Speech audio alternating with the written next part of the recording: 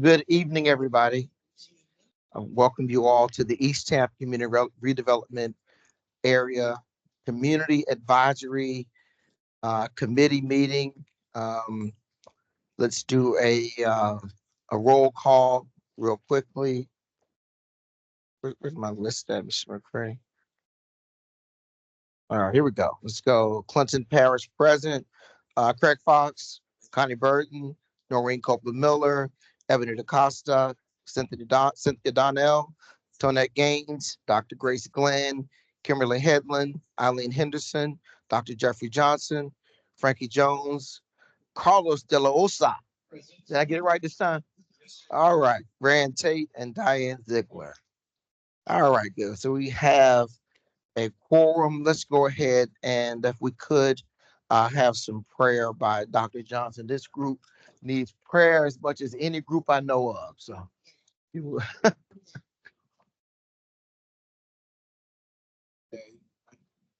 See, of a day that we've never seen before. We ask God that you would guide us in this conversation concerning community collaboration. I pray, God, that we will speak with unity, our hearts will be pure, our intentions will be focused on the mission of our community. Be with our chair, be with the leadership of our city as we continue to move forward to serve your people. For it's in your name we do pray. Amen. Amen. Thank you very much. Do we have any of our committee members online by chance? I heard some beeping going on. So um, if we do, let's make note of that for the record, please. You don't know how that's gonna pop off, you know. All right. So with that being said, just real quickly, I know we're moving into the holiday. We had a very robust and rich discussion on it being last week. So hopefully this week we don't have a lot on our agenda. We can expeditiously get to our business and move along. Okay. So with that being said, let's move into our public comment. If you're in here present in the meeting and would like to have a public comment, you have 3 minutes from a podium set up over here with the microphone. If you could step to the microphone, and if you're speaking on a specific agenda item, identify that for us. So is there anybody in the room for public comment?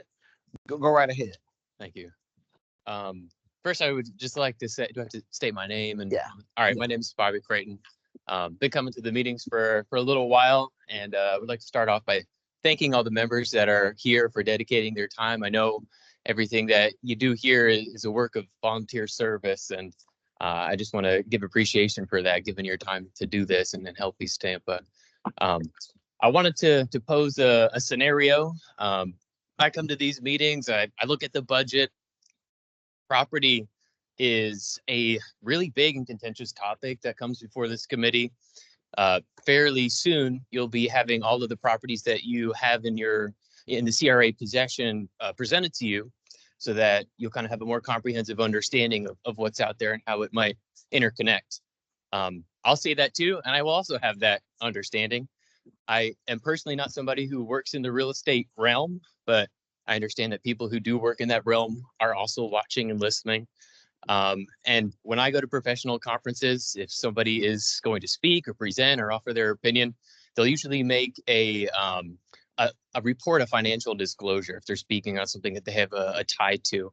So I would like to recommend, if people are making public comment here, I don't know if it's a bylaw thing or just something you verbally state so that it's out there, but if speakers do come to speak on an item on the agenda, it's a high dollar item, maybe it's a piece of property, whatever it is, if they could also report if they have a financial tie just to that in some kind of way, so that if they give you advice, you know the whole picture, and it just kind of keeps everybody honest and it keeps people scrupulous. So I just wanted to offer my 2 cents and that perspective for your consideration. All right. Thank you very much. Anyone else public present here in the room that would like to make public comment? Okay, with that being said, let's move online. I know that we have a number of people watching online. If you're online and would like to make a public comment, unmute yourself, state your name, and if there is an agenda item you're specifically speaking to, identify that, and you'll have 3 minutes for public comment.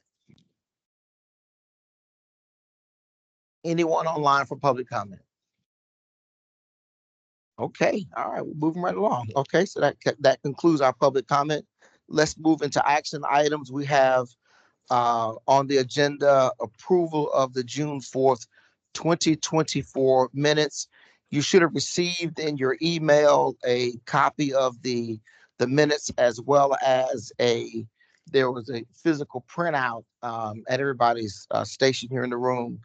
And if we've had a chance to look at the minutes, the chair will entertain a motion to approve the minutes or make any corrections. So the floor is open at this point in time. All right, there's a motion to approve. It's been seconded. Ready for discussion? Yes.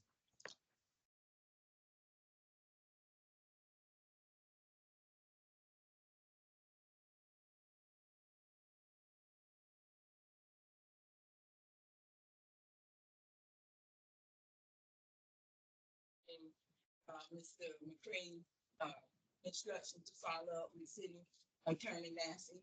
And I asked that you put the word continuous in there for that very reason, but there's no mention of me saying one word about that concern as we talked about the budget fee. So I would like that to be noted with a correction. Okay. And the board to make sure that we review that position. That's what I was asking. But it's noted wrong in the minutes. So they made that correction. Now, it was a couple of other errors, but that one stood out at me because I know I made that recommendation. All right, so the minutes indicate that was Ms. Burton. Would you want that correctly reflect that you made that request? Follow up with City Attorney Massey. Got it. The word continues in that statement. Any other corrections to the minutes?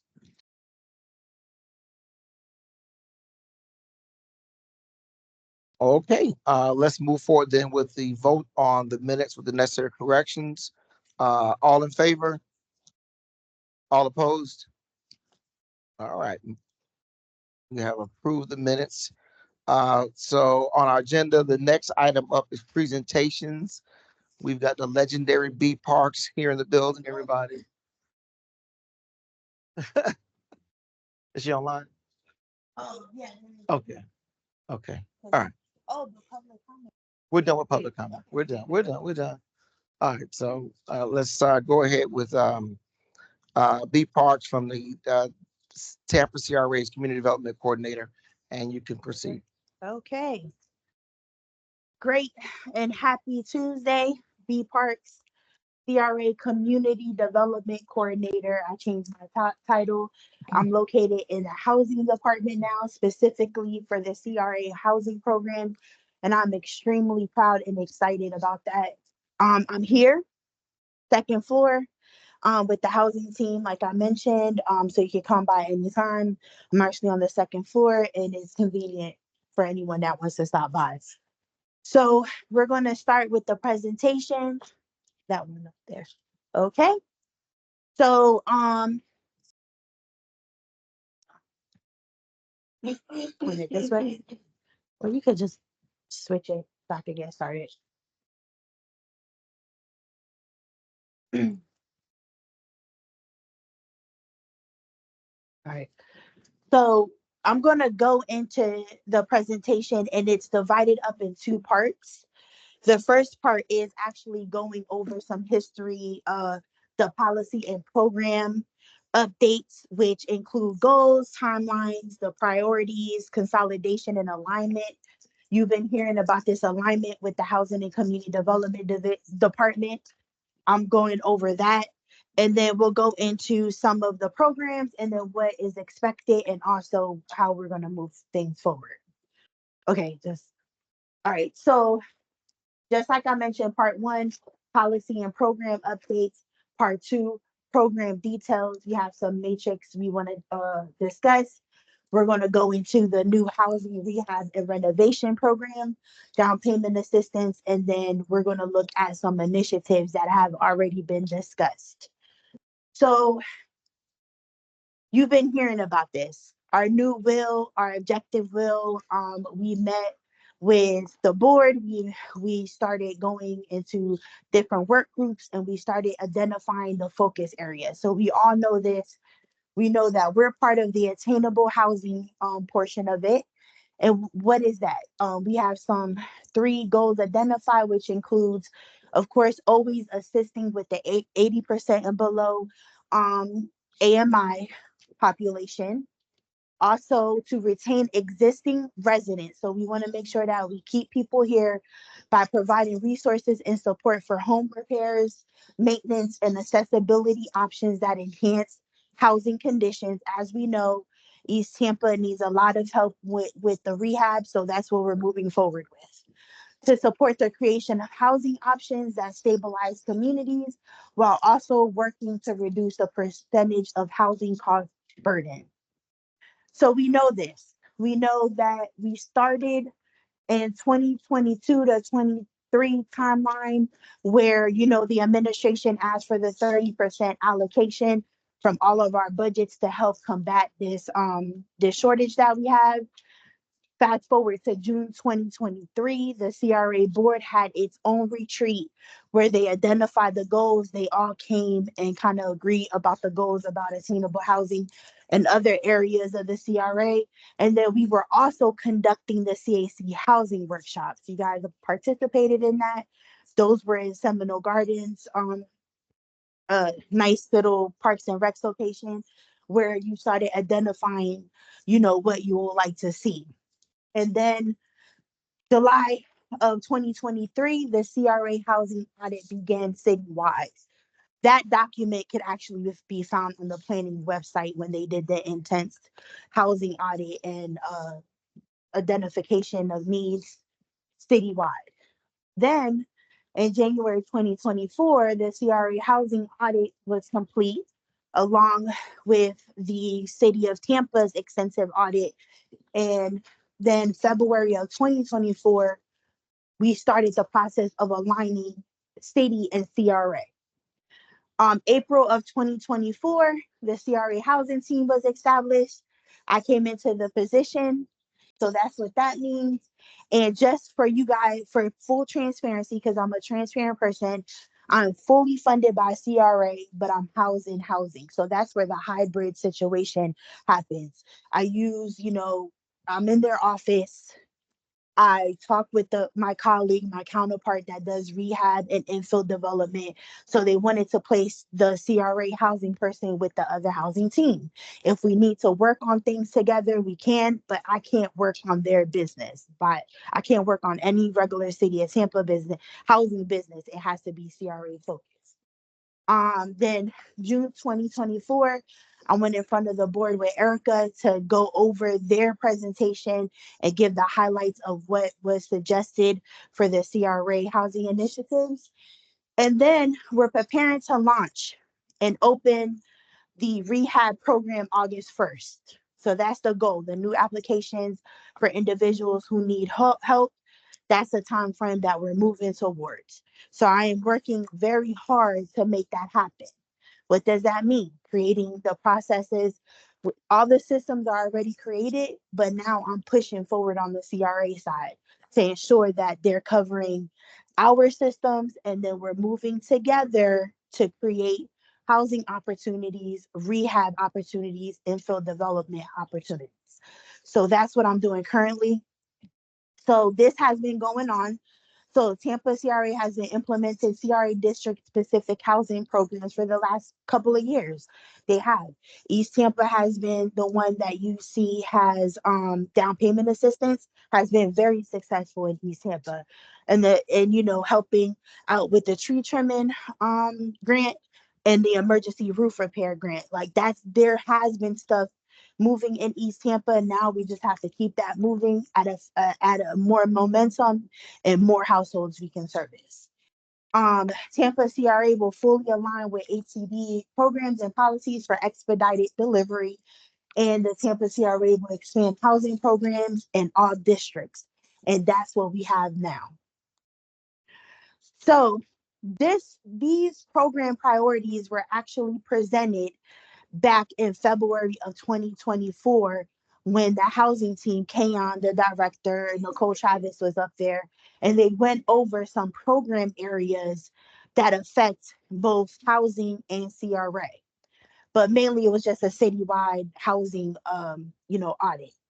Out of those 4 program areas where we could help, the CRA can help per Chapter 163, is support for homeowners and creation and preservation of affordable units. That's what we can help in. We can't help with homelessness or rental, meaning any rental stability or anything like that. But we can help with support from home for homeowners and creation of preservation. So that's what we're going to help with. What does that mean? So support for homeowners is exactly what it is. Housing rehab renovation program and down payment assistance. They go directly to homeowners. So that's why it's called support for homeowners. As you can see, that's the contribution that we put aside. We went and checked our records, and it is $11 million we are putting into the pot. So creation and preservation, the other program area. This is to do the housing infill program, which will be the RFPs that go out with our CRA properties for developers to build on. Unit creation and conversion, which means that affects more of the multifamily units. So we're having dialogues currently with different property owners within some of the areas to talk with them about subsidy to create these units and make sure we can maintain the units. And then, of course, what has been a hot topic lately is strategic acquisition, acquiring land to secure for affordable housing. So those are the 3 programs that go into the creation and preservation pot. So the consolidation and alignment of the programs currently you'll see here. So the emergency roof repair program, which by the way, I'm going and finishing the last 14 homes in that pipeline right now. The emergency tree trimming grant, I'm working that pipeline as well. So I have those 2 to finish that out. And then the other residential grants that we had in the CRA was the residential improvement grant, residential exterior improvement grant, residential rental rehabilitation grant, upstairs residential conversion grant. So those 7 programs are now housing rehab and renovation programs. So all of these services that are for exterior and interior repairs of the home will now be the solid housing and rehab renovation programs. So it's not going to be 7 of the different programs to do 7 different things. It's going to be one program that cover all of it. And it's going to cover exterior and interior repairs to the home. Okay. So the second, which stayed the same, was the down payment assistance. So I'm going to go into some details in the next slides about what changed with the down payment assistance, which is a good thing. So again, we just showed you these 3 programs is what is creation and preservation. So CRA to sunset previous grants, complete all applications in the queue, consolidate to 5 HCD aligned strategies for program delivery, and this is an effort to increase impact and improve implementation to address needs, moving faster to get it done. So communication strategy, this is very important. So I'm going around to all the CACs to present this presentation and to collect feedback. So that's like the first part. Updating the website and the public platforms. We're going to host informational sessions, but it's not only going to be informational sessions, we're going to process applications at those sessions. Okay, so that's coming very soon. It's going to be centrally located in multiple areas in the community, again, to capture different applicants. Advertise for requests for applications. That's the creation and conversion part. We have that as a RFA that developers can come in, large, small developers can come in and apply for that subsidy to create home buyer units or rental units for multifamily. Expend the funds and then provide quarterly progress reports. That's quarterly will be online. Monthly, I will either provide it myself or I'll send Cedric the update so he could keep on updating on how many people are going through the program and what's happening with the dollars across the board. That's development and program.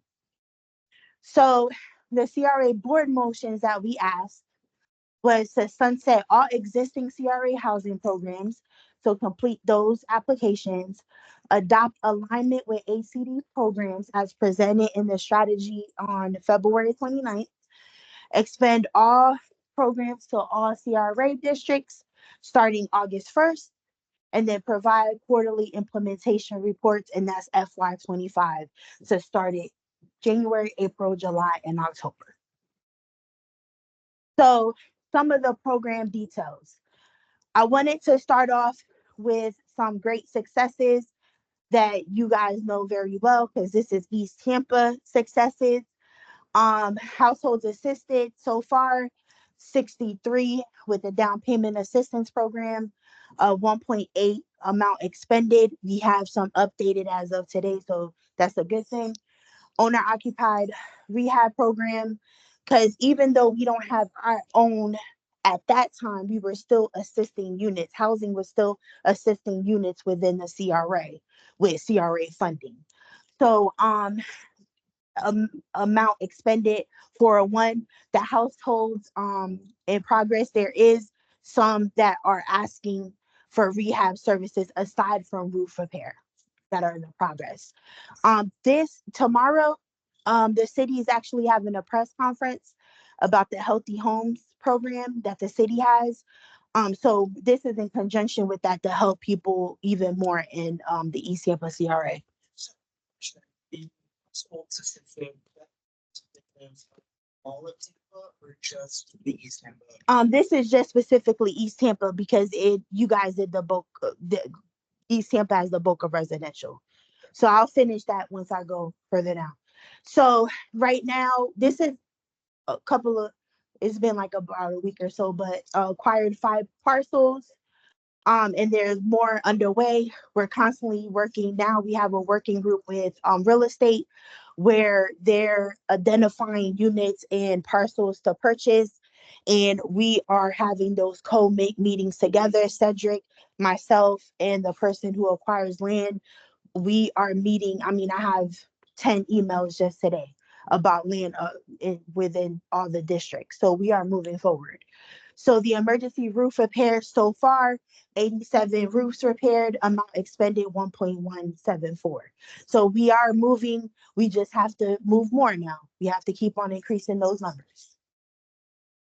So just like I mentioned, the housing rehab renovation program is the new housing program, which will cover both interior and exterior repairs to the residential homes. Some eligible repairs include the same thing: leaky or failed roof systems, electrical, plumbing, HVAC, exterior repairs, weatherization, ADA improvements, water heater replacement, plumbing repairs. We look at lead-based remediation and environmental issues and all of that, and also tree trimming, which is part of that program now.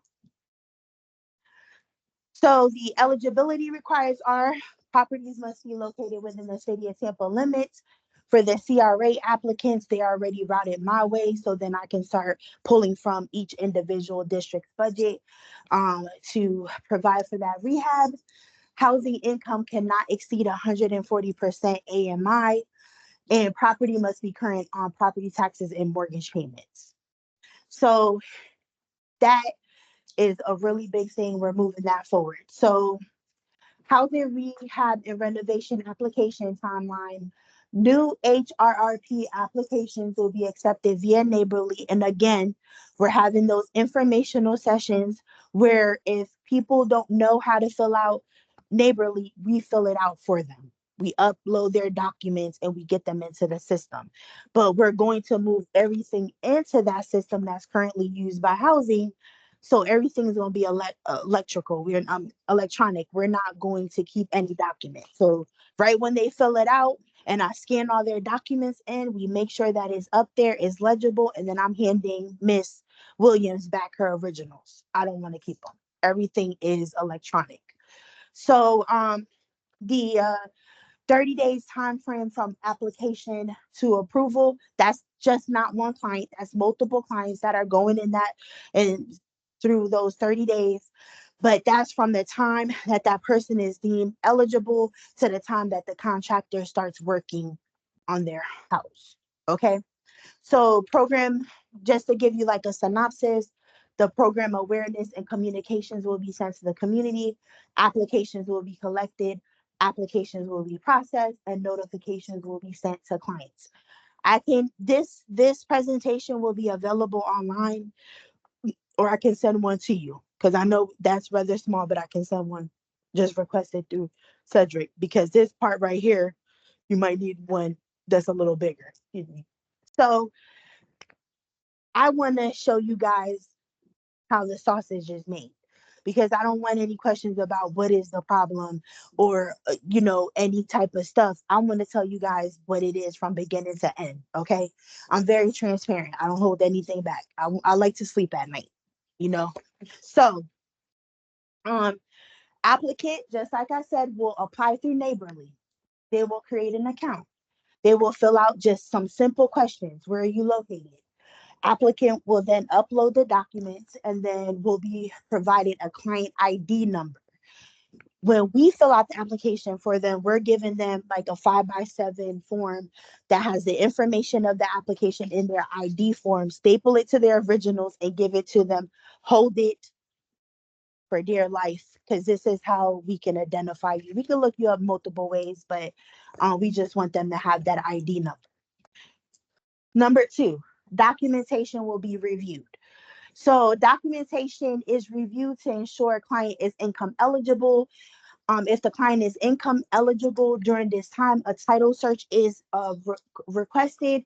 If the title search is cleared, file is updated in the system. That takes about 10 days because the title search takes a little time to return back to us. And sometimes, believe it or not, we have to contact the client multiple times for their document if they didn't do it at that time. So then number three, the inspection is scheduled. So inspection is scheduled. The inspection will include a representative from purchasing, which everyone knows Katrina. I couldn't put it on the PowerPoint, but just say Katrina. Well, she's a representative from purchasing. Then there's the Gordian represented, and then there's the general contractor, and there's going to be myself or my staff member that will go out to each and every single inspection that we do for this program. Okay. So the scope of work is created through the JOC system that they use, the Gordian system that they use. And then the approved scope of work is uploaded into Neighborly. So everything electronic and available at anybody's fingertips, so we could keep the process going. So after all of that is done, the closing is scheduled and closing documentation is completed. Closing will include homeowner, the contractor, and the community development technician, my other staff member there to conduct the closing. And just like the city's regular program, by law, when you give rehab services, you have to advise the client of the 3-day right to rescission from that program. After the closing, they can get back and say, hey, I don't want to be involved in this anymore prior to us starting any work. They have that right. So number 5, repairs are started and completed. Contractor begins repairs on property. Periodic site visits are completed by CRA staff to ensure work is being done properly. And then a final inspection is completed and homeowner is given a client survey to ensure that the repairs are done to their satisfaction.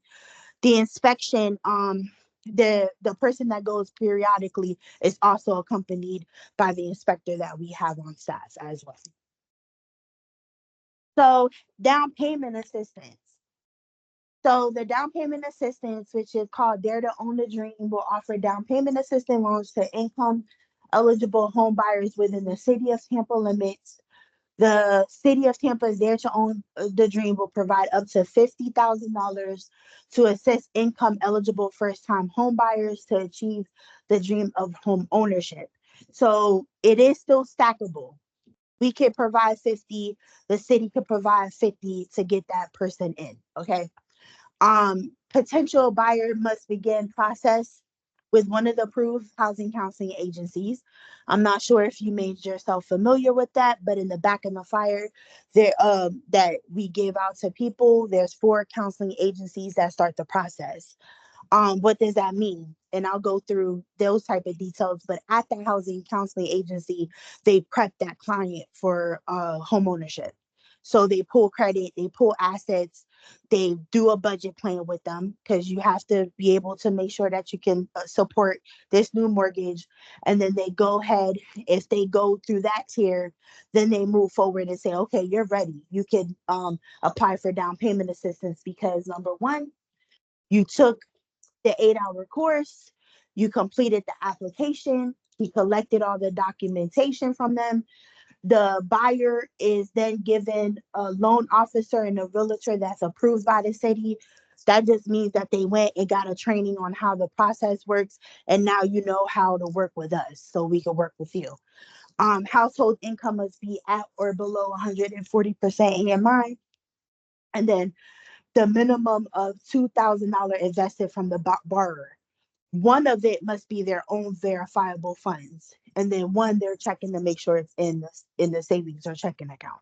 So just to participate is $2,000 from our end. So the terms are as follows for all of them.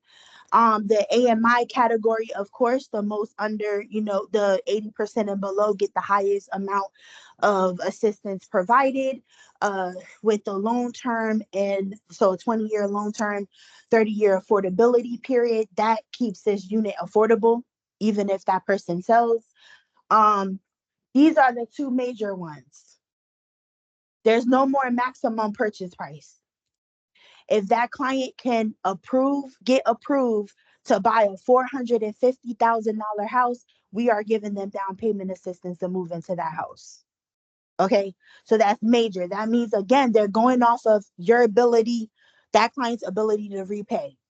So if that client's able to afford on paper with verifications of employment, of assets, free and clear, a $450,000 home, and they're within one of the income brackets, we're giving them $50,000 or up to $50,000 depending on income. Hold on, let me go through everything. So $50K for under 80% AMI for the 50 to 60 range, $40,000 for 60 to 80 range, $30,000 for 80 to 120, and then we're giving them 20 for 120 and 40% AMI. So if the client is under 140% AMI, qualifies for a 450 purchase price, we're giving them $20,000 to get into that house. So that's huge. Before, that used to be one of the deterrents, roadblocks, because the city didn't want to increase the purchase price. That has to be eliminated because now we're playing in the game. And we need to make sure that we can accommodate all our CRA purchase prices. So now that is swept out. Another thing that got eliminated is before, the city's debt to income ratios were 36-43. They try to stay competitive with conventional FHA. We're just doing a flat out 50% debt to income ratio. If the client is under 50% debt to income ratio, boom, there you go. You get assistance. So those are the 2 major changes for down payment assistance. So I'm going to continue and then I'm going to take questions. Again, transparency, making sure you understand the process. So the buyer starts at one of the HCAs. Then the buyer, again, utilizes one of the approved lenders or realtors. So if you haven't if you're a realtor, a lender, that's good, send them over to me. I can send them to Trina so they could get them into the next little training course they do for them and get them signed up so your buyer can use, or whoever's buyer can use it. So number 3, reservation number will be provided to buyer. So once This buyer gets that reservation number, they could put the contract on the home and they can continue the process. Number 4, closing is set.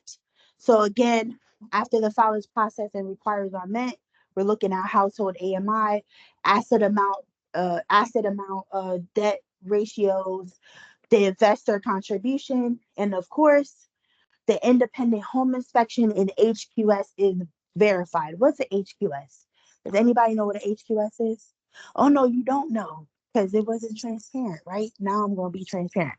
So the housing quality standards inspection is the HQS inspection. That's a pass or fail. So the independent home inspection just gives you recommendation of the systems in the house. You have 10 more years on this water heater. You have 5 more years here. The HQS is they plug a socket reader to test that the electrical is work. That doesn't work. We're failing it until the seller, makes those repairs. There hasn't been a lot of sellers that back out of these transactions just because of that. They make the repairs because they see that person is ready to buy. So let me go ahead and fix this little socket, fix this blind, make sure this is repairable. This is all enhanced to keep it moving forward. Um, and then a matrix dashboard is updated. That's what we're currently working to have.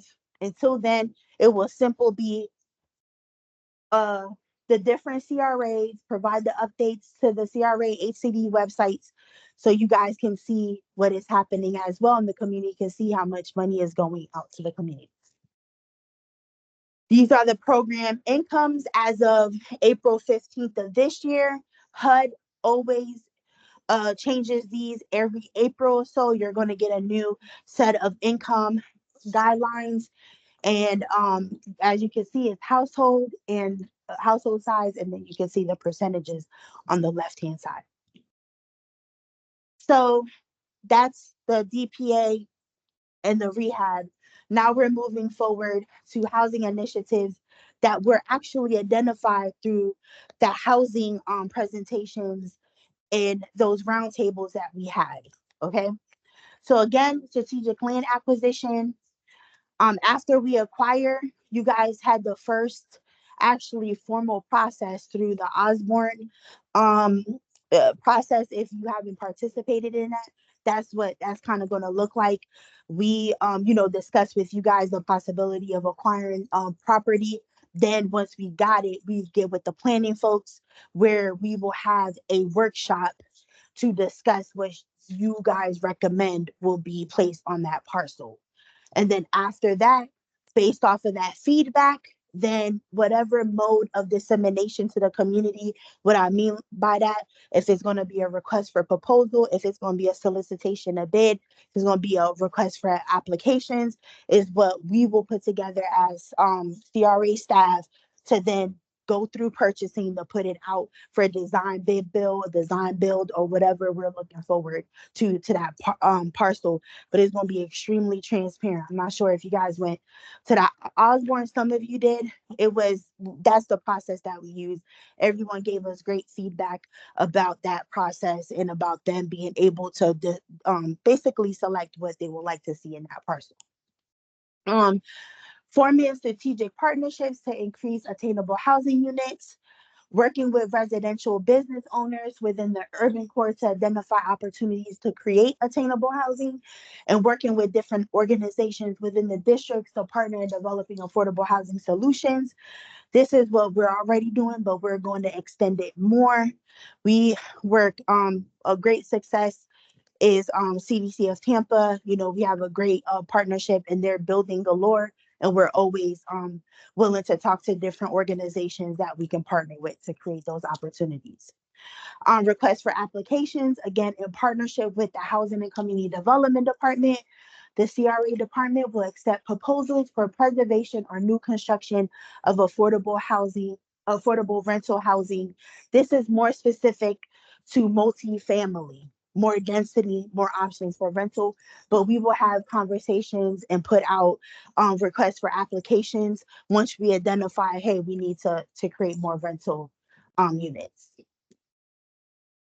So infill development, is another housing initiative, working with the real estate and planning department to screen all CRA owned properties and identify best uses of parcels. What I've done recently is send our CRA owned lots over to planning and had them already screened by the zoning of those lots, what could be built there. So then that could make it easier for the RFPs to go out and target the right individuals to build for us. Um, and then just like that, working closely with HCD to develop requests for proposals for CRA parcels. Look at alternative forms of affordable housing development. So continue to look at different types of affordable housing development to include ADUs has been you we've been subject directly East Tampa to those conversations of ADUs. Tiny homes, modular housing, containers homes. I don't only look at Florida development, I look outside of Florida to see what could be created here. And then I run it through planning. Let's have this conversation. What could we really do? I had such a culture shock with housing when I went just recently came back from Houston because they don't have zoning and it was a container house next to like a brick house. But when I tell you the stuff they do with container homes in Houston, Texas is amazing. It's amazing. So just kind of thinking outside the box to see how we can work those. But I mean, it's a ton of examples and a ton of resources that I look at. Questions? Questions, Craig. Thank you very much. That was very a lot to absorb, and um, yeah, a lot to absorb. So a couple of quick questions I had, and then we'll go around. Is you mentioned neighborly a number of times. Just go over what that is. Okay, so Neighborly is the client software that Housing and Community Development Division uses now to accept applications for both rehab and infill development. So what that means is like a software where you create an account, and then it pulls up the application that you're trying to apply for, and then you go ahead and choose that application, which in this case will be rehab, and then you go ahead to the transition of updating your documents. It's like simple, click, upload, and you can just submit. And that's the portal, that's the software we use to process applications. But if you have someone who's technologically challenged Mhm. or resource challenged, they can do a paper application, and then your staff or Yes. whatnot will Yes. upload that information. Yes. So that So we can still, paper applications will still be available. And they will be available at the different workshops that we conduct. It's just that once we start processing, we're going to, put that paper application into the system and upload all their documents and just hand the originals back to them. So is there some physical location someone could go? I know that you're having these events, and I'll just be honest. Mhm. A lot of these events are horribly advertised, or people have transportation issues. Is there going to be a fixed location someone can go to do a paper application? Yeah, so it will be here, 2555 Okay. East Hannah Avenue. I'm the point of contact, but they could always walk in, ask for CRA. They already know I'm located on the second floor and they can get an application. Okay. You mentioned this zoning review of the lots that are currently owned by the East Tampa CRA.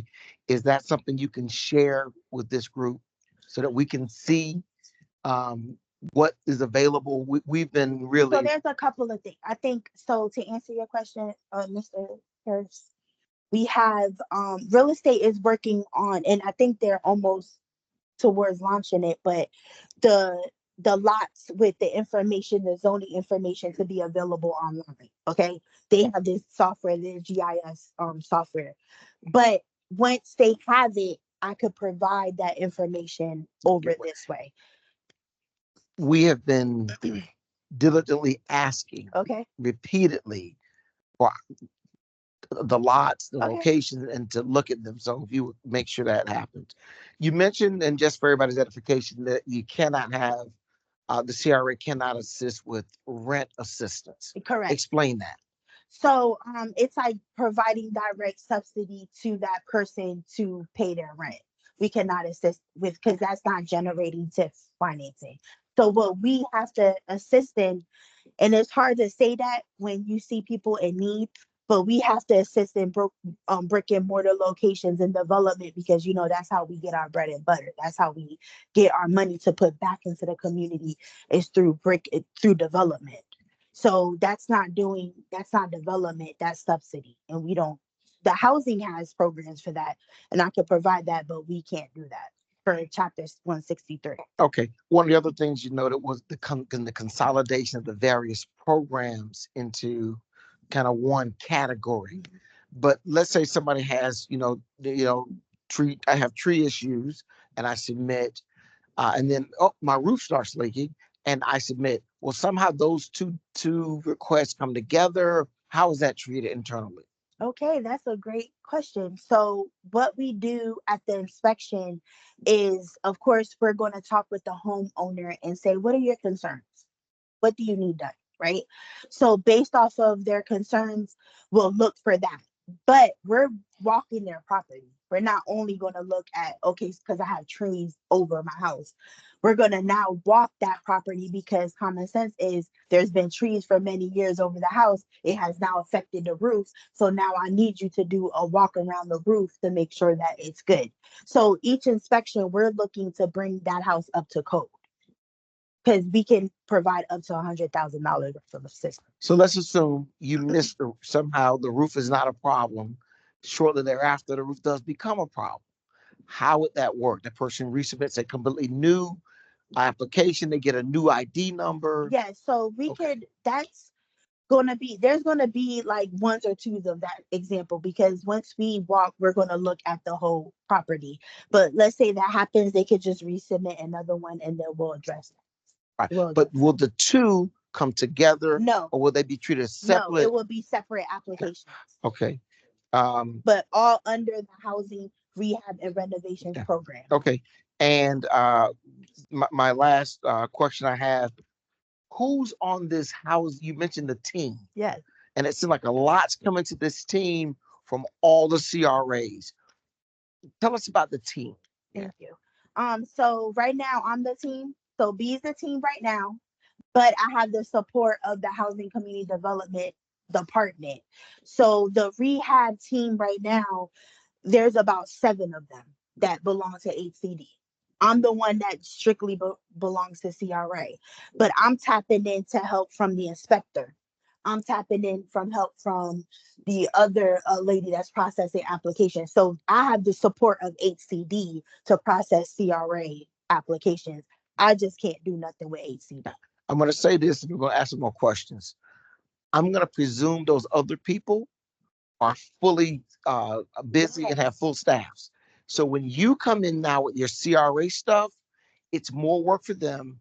And I want to challenge you to make sure there's a clear process where they can make our CRA stuff a priority as well. Okay. And in addition to that, I'm currently just finished a round of interviews for a specialist and a tech. So I'm looking forward to 30 days or less to onboard those two that are strictly just for me. And I would recommend somebody with some construction experience. Yeah. All right. That's going to be the. Let's where's the mic? We're going to start over here. We got Mike. Let's come this way. If you have any questions, we'll bring them around. But I just wanted to say thank you, B, for the presentation. The information is very thorough. I'll go back and look at it more. This is good information to go out to the community. Thank you very much. Thank you. B, thanks for the presentation. Would you mind going back to the Tampa CRA housing program successes slide? Okay. I probably, if you could connect it, but you can start talking. Yeah. So there's been a lot of discussion about the budget and appropriate numbers for the budget. We passed the budget recently, and I just want to make sure that these numbers tie out. So the numbers that are reflected on the Tampa CRA housing program successes, those are, they come directly from the fiscal 24 budget for East Tampa CAC, correct? Okay. So out of the three programs, down payment assistance, owner occupied rehab program, and emergency roof repairs that, equates to about 158 people that benefited from those programs. 1.885 million for down payment assistance, about $401,000 for owner occupied rehab program, and about close to 1.2 for the emergency roof repair, equates back to about 3.4 million. So when I'm looking at those numbers and then I tie back to the budget that's in our packet, those numbers don't tie out. So has there been an update to this budget? So for instance, I'll give you an example. Yeah. So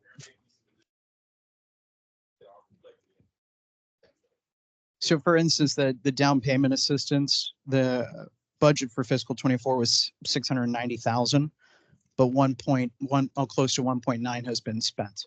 But we account rollover money. So this is indicative of retained earnings from the previous fiscal year. Because before, that's what we just did. Whatever we had in the pot for East Tampa was then transfer over to HCD for them to work through that. Okay, so that's the rollover money counted into. Okay, so it's indicative of retained earnings. Correct. And then one last question. Is there any way possible, obviously when the fiscal year ends and we do the year-end financial with the budget, is there any way on top of the audit, maybe a presentation of the audit, to really understand the geographical locations within East Tampa where these folks are benefiting from these programs? Okay. So you're looking at, so that's the good thing that I'm working with Neighborly for. Because they're able to look at what has already been done and what is to do, and they could filter it down to neighborhood specific on what was helped. Because that's going to help me. For example, if I ride through this area every day, and guess where I pass? Highland Pines. And Highland Pines is in immediate need of rehab. So that shows me that we need to market specifically to Highland Pines. So based off of what's been collected, what we're working, that can then help me. Okay, we didn't touch that many neighborhoods like in Highland Pines or anywhere else. Let me market specifically to that community so we can start marketing. Excellent. Thanks, B. You're welcome.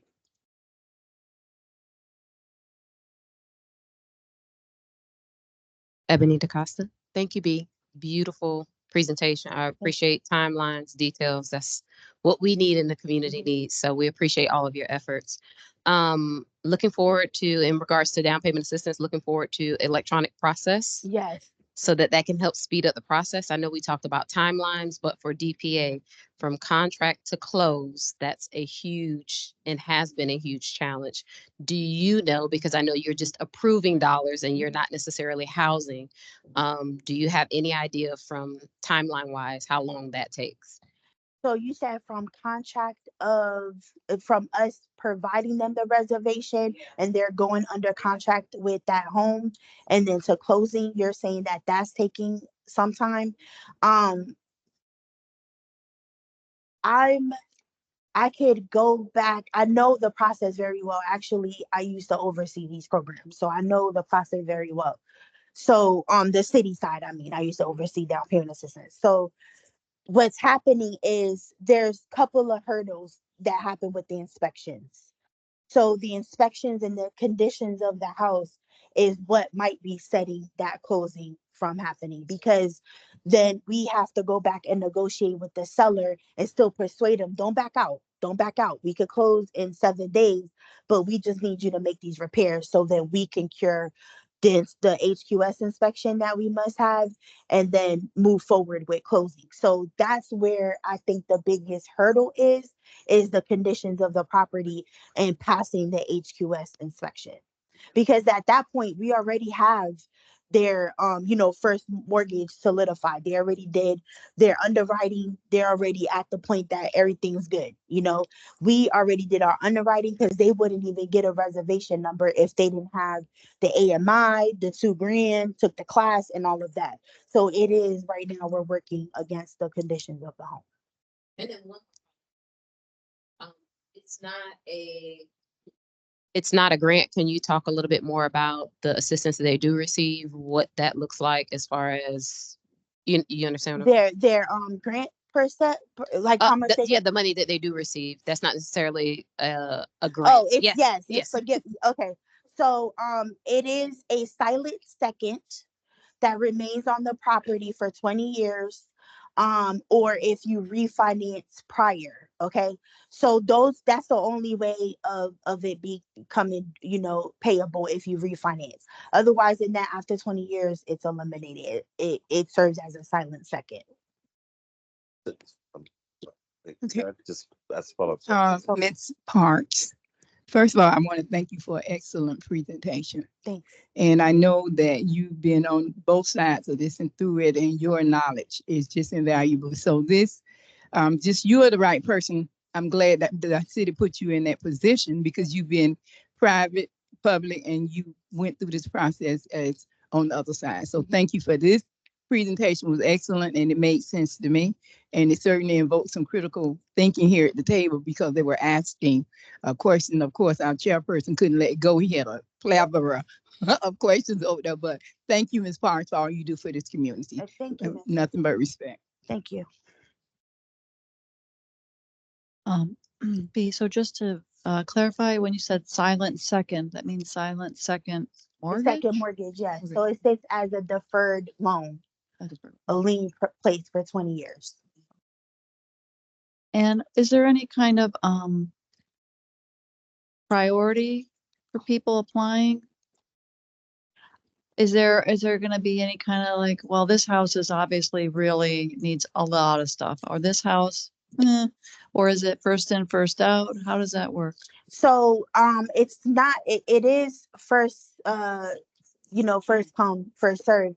However, we do look at conditions of these properties. If we see that is going to cause a hazard to that household, if it's an environmental issue that's happening, I will move around. I will move that client. I won't go in the chain, because those are individuals who need it right now. So, yes, we will look at the different levels and conditions for rehab to make sure that we're if there's a tree that I visibly see is about to fall, then on this roof, then we're going to start moving that client a little faster. Okay. But in terms of the clients, like you called it, I don't know if you called it stacked, where they have multiple things going on in the house at the same time. Some might be external, some might be internal, or a combination, but you'll just juggle. Yes, because we have to bring that house up to code. So we look at the different systems and that's what we focus on first, whatever system is failing. And had another question.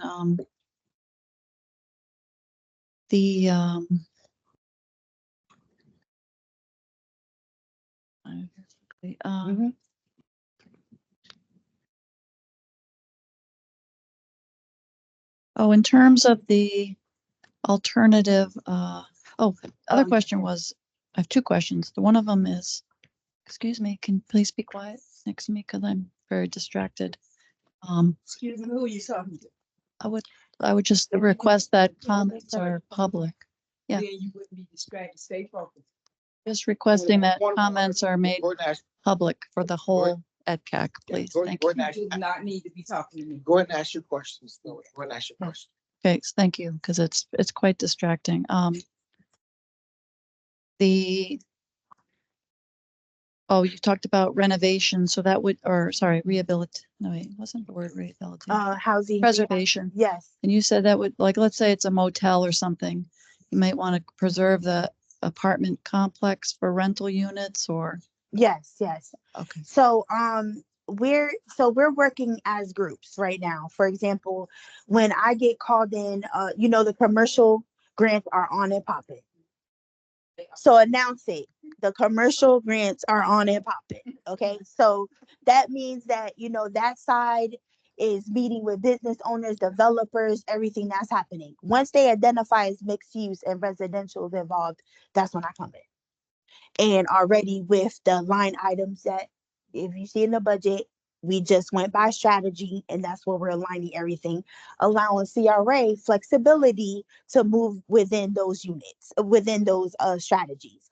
So yes, that's part of the creation and preservation line item in the budget.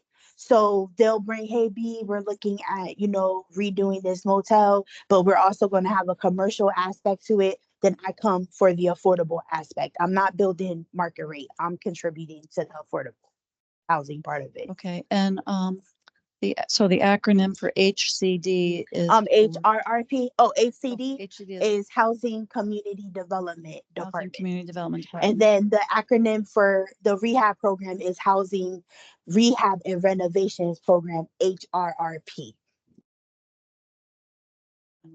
Okay. And as far as looking at the other affordable housing initiatives, it's one of the last slides. Okay. Said you'll continue to look at alternative forms such as ADUs, tiny home, modular container homes. Is there going to be any kind of opportunity to be sure that other property values are maintained nearby those, if those go in? Yes. Because that's a real concern, is that, there's areas of the city that it may be appropriate for, or maybe even greater Hillsborough County, unincorporated Hillsborough County, but, and there's also, I've seen a number of, trailers in the city that are not even like strapped down. There's no hurricane straps. No one's like checking on this kind of thing. There's a lot. I just want to be sure that the entire community is looked at to preserve property values and to preserve public safety and that sort of thing. Yes, that is being looked at. And as I mentioned, I work closely with planning to identify, where we should move forward with certain parcels. And the modular, we've seen examples of that. So just working closely with planning to identify that.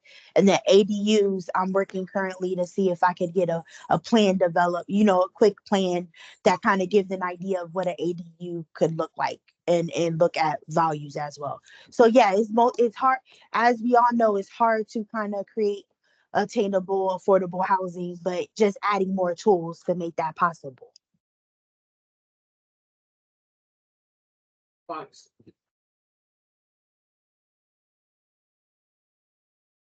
So thank you, Ms. Parks, for the information. It's greatly appreciated. So just have a couple quick questions.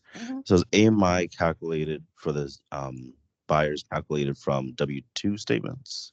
Great question.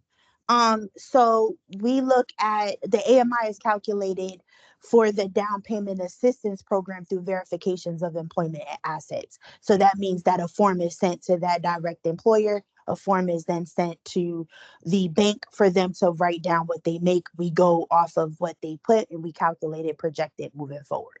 So if a buyer had like $100,000 from like a deceased parent or something like that, that doesn't count that into doesn't count. that. It would That's just be inheritance. what they Yes, make and from you their don't count income. inheritance. Okay. No. Okay. Yeah. So yeah, it's more about current Mhm. W-2 or self-employed income. Gotcha. We look to project forward, but not inheritance and stuff like Gotcha. Okay. Perfect. Thanks. And then so on slide 6, it shows how the CRA's allocation funding for two main priorities, which is support for homeowners and Mhm. creation and preservation. Um, so I was just wondering, so the CRA can construct multifamily rental units, but again, with a caveat, with Yes, the yes. is not. So our dollars only go into the development of those units. Gotcha. We Gotcha. cannot put dollars into subsidy of each household. Yes. Can't do Understood. household subsidies. Okay. Great. Thank you. You're welcome. Good evening, Ms. Parks. Thank you for your fine presentation. I wanted to ask a question of slide 24. You mentioned looking at alternative forms of affordable housing development, Yes, ADUs, tiny homes, modular housing, container homes.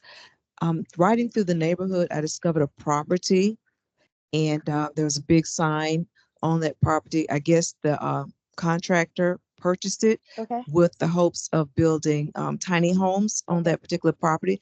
Can I connect you with that person? Yes, you And can. and we can. And then I could talk with them. I just, again, when you make those connections, which bring my way, just make sure that they're for affordable housing, that they're attainable. Yeah, because then I will go and say, hey, I can't mess with anything else but creating attainable, affordable housing. Okay, great. I have enough conversation with them. Yes. And if that's a part of it, I'll connect the two of you. Yes, thank you. Thank you so Thank much. you, thank you. All right. Well, thank you very much. We appreciate your presentation. Oh, thank you. And everyone knows where to find me.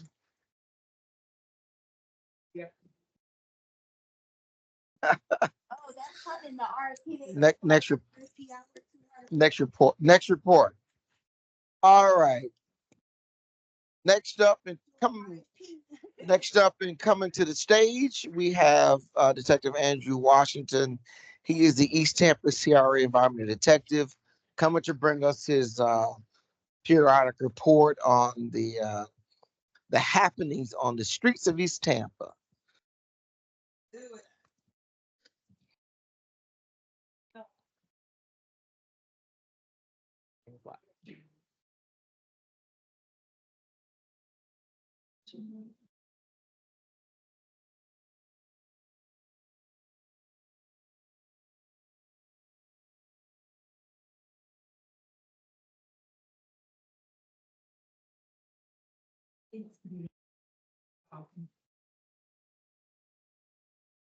Good afternoon, everybody.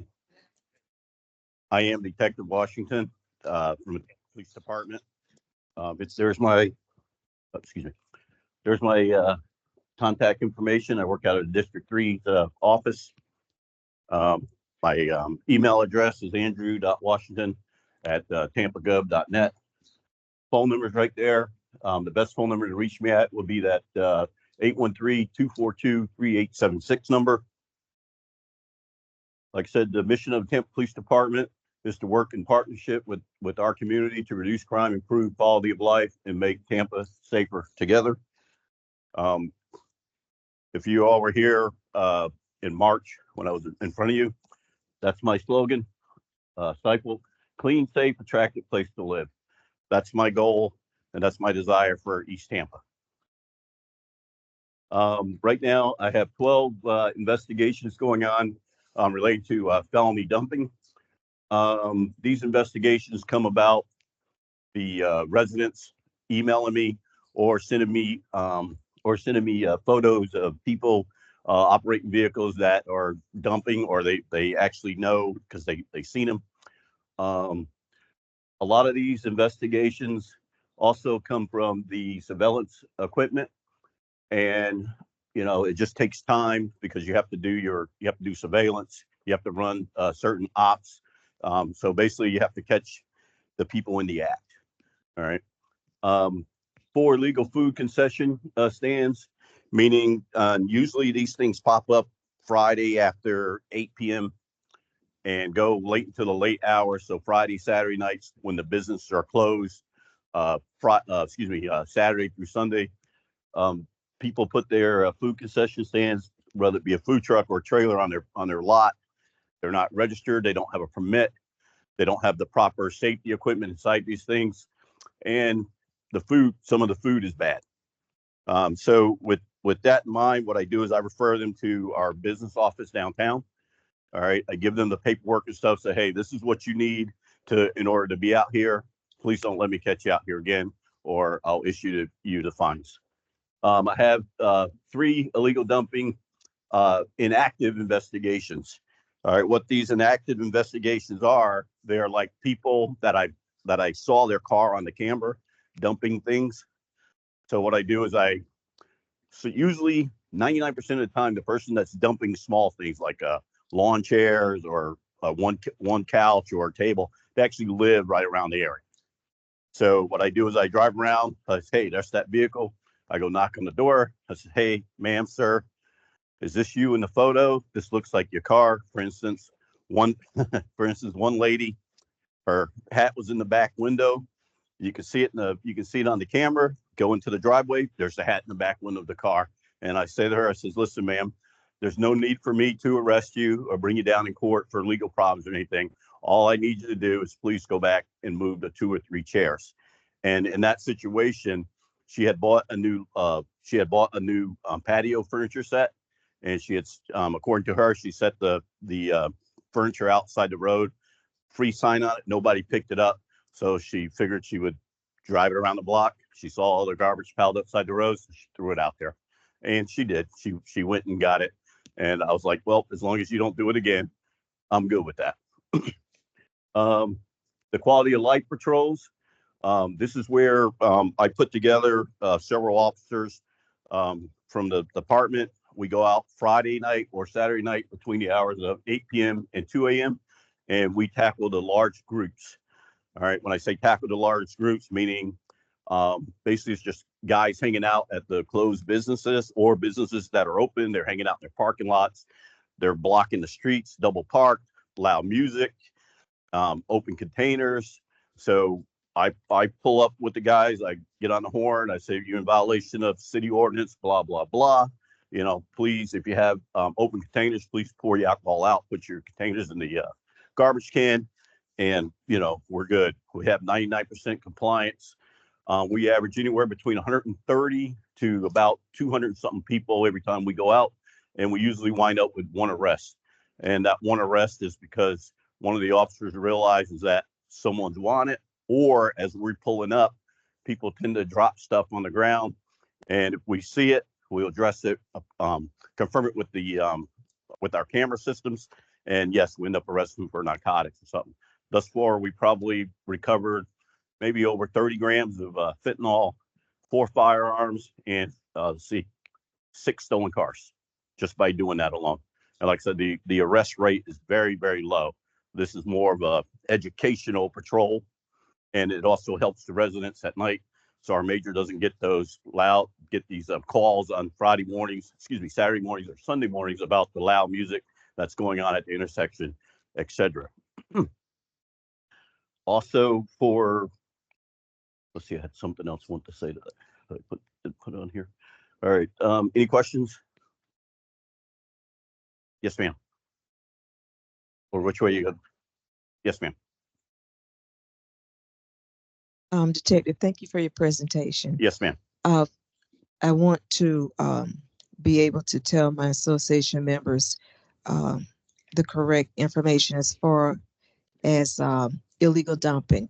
First, you're giving them a warning, correct? Yes, ma'am. These are let me correct that now. So there's two types of offender out there. There's the lady and the 2 gentlemen that I saw on camera that they was just dumping small things, a box of clothes, that patio furniture, and the other one was an old recliner. All right. So those individuals have no criminal record. All they want to do is get rid of a piece of furniture that they're sick of looking at, and they really don't have the means to pay anybody to come get it. So that's that type. Now you have the other type. The other type of offender, which goes back to those 12 investigations that I have. These are people that are going around. If let's say, ma'am, you own a tire shop, I come to you and I says, okay, Mrs. Tate, I am going to for $200 a month, I'll come and remove all your used tires off your tire lot. So what that person does is take all those tires back to a storage area, or maybe they own a business or something. And then what they're doing is they'll take those tires, instead of disposing them the regular way, they're dumping them in our alleys. And as some of you might know, there's tons of tires laying around. All right, so that person is probably responsible for at least 7 of those large tire disposal dumpings that are occurring in the alleyways and private owned lots in the city. All right, and you have the cleaning crews that also go around. They'll cut grass, remove limbs and stuff. And if they don't get to the transfer station in time on Saturday, from what I understand, they close early now, they'll find a place to dump it. So those individuals, they're hired for a service, and basically it's fraud. So charging you to dispose of stuff the right way, but dumping it on city property or private empty lots. Another question, ma'am? So then what's the price tag on a citation? A price tag on it's a felony. 500 pounds over 500 pounds is a felony. So it's whatever the court decide they want to find you, or you could spend up to a day in jail. And a lot some of the 12 I've actually already arrested for because they're driving without a license, So their vehicle and their trailer is impounded. So that's one way of actually getting them off the streets, but they will be back. So, and Okay. when I do arrest them that way, I don't mention that they're suspects in an illegal dump. They just think I pulled them over because their trailer's not registered or their driver's license suspended, etc. Okay, then final statement. You are available to any neighborhood association for a presentation at their meetings, correct? That's correct. So if anybody here wants me to appear at their neighborhood association meeting, please shoot me an email, give me a topic to talk about, and if my schedule is clear, I will be there. Thank you, sir. You're welcome. Yes, sir. I thank you to Judge Washington. It's Craig Fox. So I just had a couple questions. First question is, so for as far as food trucks and trailers, they have to get, I guess, registered through some kind of food safety. Yes, inspection. they have to go through. They have to be. They have to get, number one. They got to get certification through the state, and then once they get their truck or trailer equipment inspected and pass the health department inspection, they have to get a permit from the city in order to do business. Okay, and then as long as they have permission of a local right, and property owner, they can just right run the services wherever. So also, let's say you own a business, and I cannot put my food truck on your property unless you give me. It's called it's called an agreement letter. It's an official agreement letter that's on the state website that you would have to fill out. I put my information on there, and then I have to carry it with me. Gotcha. Okay. All right. Thank you. And then second question was, so for legal dumping, I mean, dumping, as long as you have like a water bill or something, you could dump for free at McKay Bay, right? Or as long, I guess, over a certain. I can only speak for where I live. Yeah. Out in the county. Out in the county, you get two free loads a year. All right. Now, far as I'm pretty sure it's Hillsborough County, so it's the same. Now, as far as code goes, they can write a solid waste pickup, and then what they will do is bill your water bill. And we're in the process of trying to figure out to say, let's go back to I'll go back to that one gentleman that's on a fixed income, etc.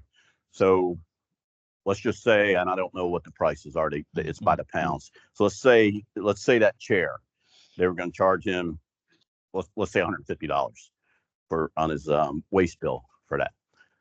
So right now I'm trying to work out with them to where to say, okay, you pay your waste bill, your water bill, all right, and then pay an extra $5 a month until that 150 is gone, like that. And I think they'll be like, okay, have them come get it, rather than, oh no, my water's going to get shut off because I don't have that extra money to add on to that monthly bill. So that's something that they do in Miami. Miami does something like that. They also, something that we may want to think about doing is every 60 days, they'll go around, pick it up for free. And that all, because right now we're picking it up anyway, if I can't find out who did it. So we're picking it up anyway. So that's something we might want to consider. Okay. And then when you meet like individuals, are you or can you hand out information about the dumping sites that, about McKay Bay, like a pamphlet or something, so they know where? Absolutely. Absolutely. Like I said, education is one of my biggest goals. Any other questions? Yes. Yes, ma'am. Detective Washington. This is Noreen Copeland Miller, and I'm sure you are a fine police officer. And I was listening to your presentation. I'm just trying to figure out and help me clarify what environmental detective has to do with what you're doing, because what you said from 8 p.m. to 2 a.m. in the morning, that's police officer duty. Yes, and so this is my thing. It's not, and I know you're a fine police officer. My whole thing, especially looking in the budget, and I've shared this, why are we paying environmental detective when code enforcement has over 20 some officers that they and some are assigned here that should be doing the dumping piece? Now the rest of you were hired as a environmental detective through the city of Tampa. You were hired because this card says police detective. Yes. And you're doing great police detective work, but you're in a unique position with our CRA because no other CRA has an environmental detective. And what my thing is, TPD is short of officers right now. They were very clear in city council that they were 50 people in the drop program and they were recruiting officers. And with the fine police work you're doing as a detective, I think TPD should be paying your salary. I don't know why this CRA pays your salary when we have infrastructure, slum, and blight. But we have code enforcement to do the patrolling on dumping. So help me understand that different, because as I'm looking at 8 p.m. at night and 2 a.m. in the morning, you're doing what? Quality of life patrol. Okay, and that's under what? TPD, right? Because I live in District 3 and I want to be safe. I have nothing against what you're doing, sir. You're a fine person. My position here, it should not be in our budget. You should be in the police department budget. They have a big budget and they can accommodate your salary. We have greater needs in East Tampa, and environmental detective used when it's convenient. When and on your business card it says police detective. So let's, in my opinion, and I will go to city council with this, you're a great police officer. It sounds like you're doing great police work. But we have code enforcement issues that we have people assigned here to do that. And I just think that what you're doing is great, but you're in the wrong category. We should not be paying your salary. That's my position on that. And thank you for what you're doing. But District 3, we advocate to get that building built, but also we advocate for dollars, and they got a lot of money in the police department budget. I also went to send an email to our city attorney, Morris Massey, and asked that because we brought up your position, and we should be reviewing that annually to see how it is, the difference is going on here. And I have my email, Mr. McCray received that a copy of that email as well from City Attorney Massey, because we did have concern. I'm not the only one, but I'm letting you know that I think that we should be putting that money that we're paying your salary into our infrastructure, into the slum and blight in there, and not until you the salary, because you're doing a police detective work and you're doing a great job with that. Code enforcement in East Tampa, we have plenty of those folks, and there are way more than the ones you're convening to do police work. I'm just thinking you should be on that umbrella when you're doing it at 8 p.m. to 2 a.m. in the morning, getting fentanyl and all that off the street. Great. That's what police officers are supposed to be doing, in my opinion, keeping us safe. But code enforcement, this environmental detective, I'm just trying to figure out how that, what does that have to do with what your job title? Thank you. Understood. So I don't think you should answer that. I think precedence takes place, and you're right. You deserve to receive those answers. I don't think that comes from him because he's just a person occupying a position.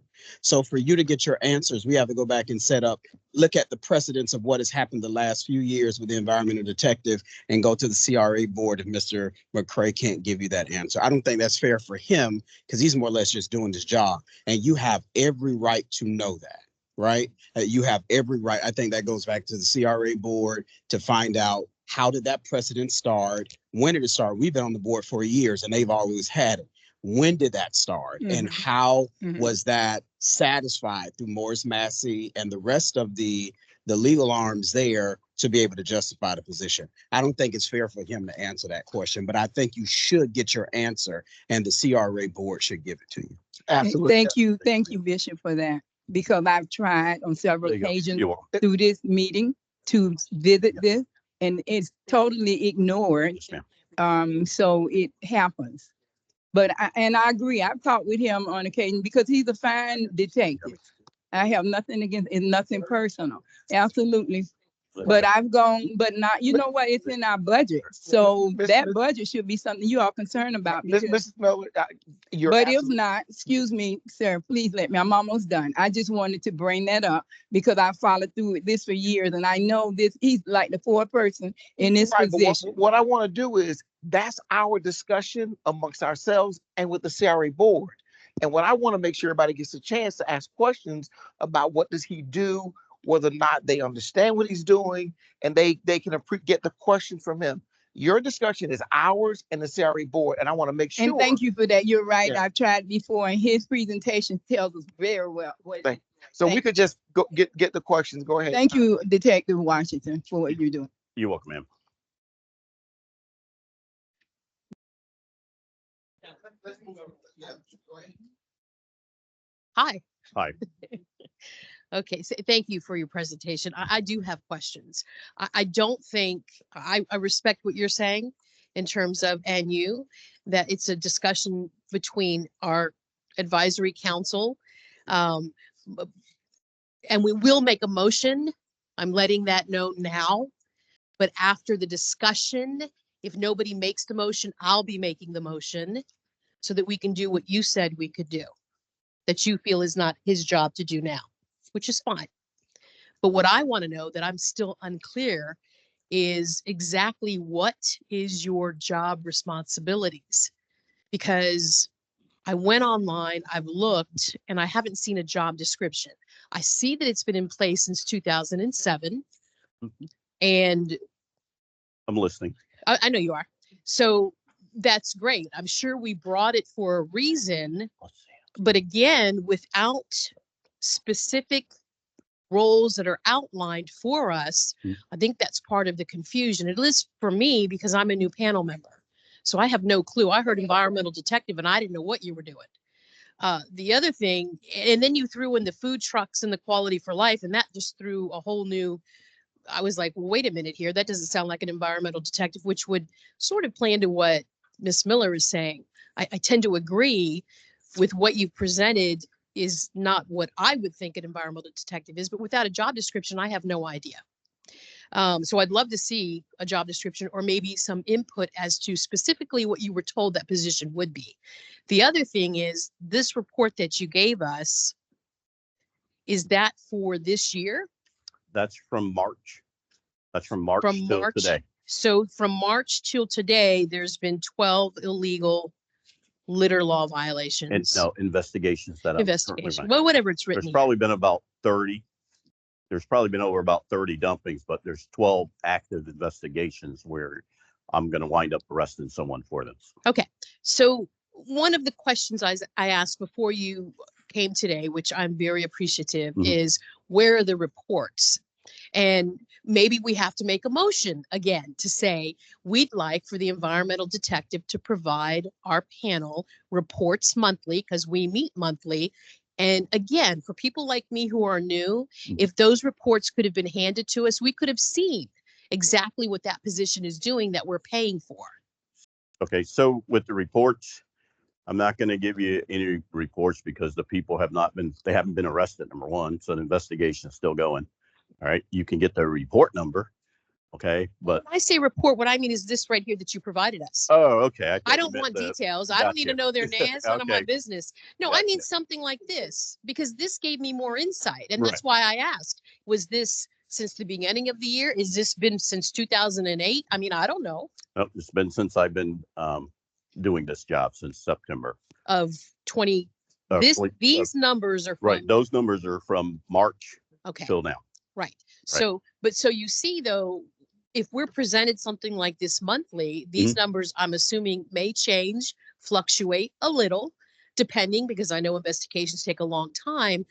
But my point is, it gives us something tangible or visible to see exactly what it is you're doing. All right. Because if somebody in my neighborhood and association says, well, what does he do? I don't know. But now I can go, well, let me tell you what he does. Okay. See what I'm saying? Right. It makes it a little easier for us to sell it. Right. If we know. The other thing is the stats and data. Is there any way for you to pull something together, I guess, since you've been there, which you said, I think was September of 2023? Yes, ma'am. Letting us know what are those, what's this? I'm a stats and data kind of chick, right? I'd like to know percentages that were arrested and cited and how many convictions were you able to get?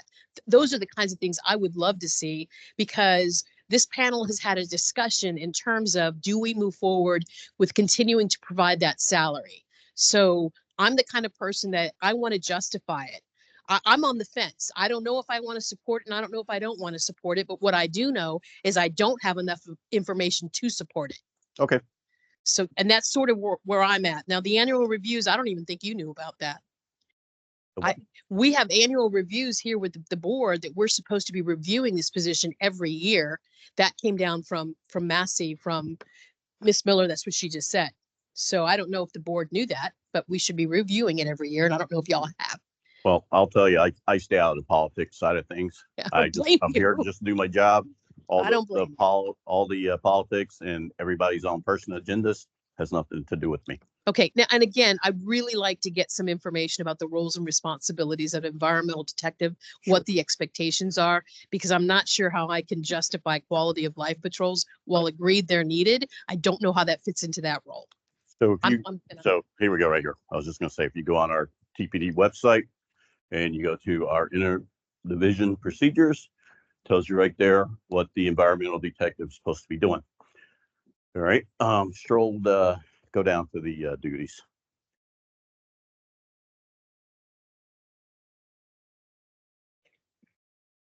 Is there a date on that? Yes, I saw that there was a revision. I think it says 2014. Okay, well, but that's when this was done. But it doesn't. I couldn't tell you how long the position existed. 2007. Okay, so 2007. Correct. Well, Right. I think maybe we need to, this should, I mean, Right. 2014, 10 years ago, this needs to be reevaluated. Who does the reevaluation of descriptions? That you'd have to contact our chief's office, ma'am. Okay, I just want to know. Thank you. Okay. All right. So assist with law enforcement duties at the City of Tampa Solid Waste Department, which I'm doing. Conduct follow-up reports related to environmental crimes originate by the police department. Investigate complaints by citizens, referrals or assistance organizations recalling illegal dumping and litter issues. Patrol the designated TIF area within the City of Tampa. Conduct surveillance and expressing illegal dumping to reduce the opportunity for facts of the acts of the Florida/city litter laws. Assist the development and impeding of illegal dumping, anti-littering programs aiming toward raising community awareness, which I do.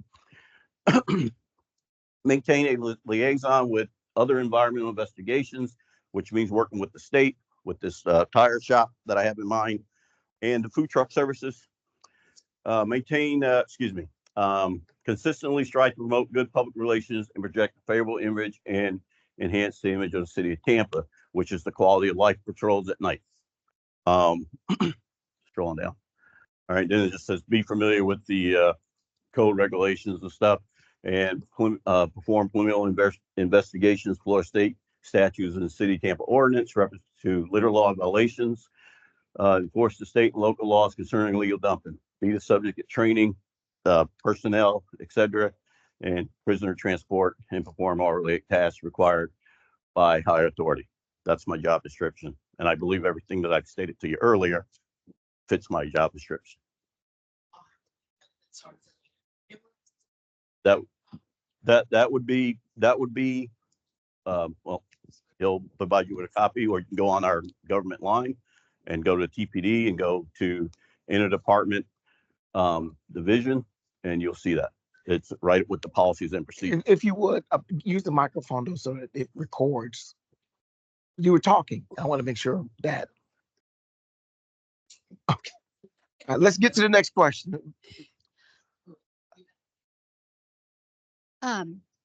We've had in the VM Ybor and Ybor Heights area, I believe, you've been incredibly helpful to residents regarding dumping specifically of tires, large quantities of tires. We're not talking one or two tires, we're talking mountains. There's probably over 1,000 tires that were dumped, and actually it started like February, the second week of February. That's when it all started. So it's continuing. Yes. And I know you're hearing about it. I know you're doing a great job going door to door and talking to folks and requesting videos and all of that good stuff. Is there an update, because it's been going on for a while?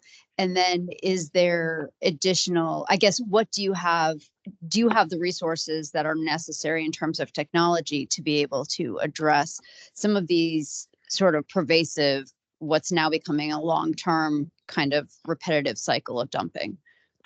Well, two things. One, try to get the property owners that own these vacant lots along your area over there to start fencing them in.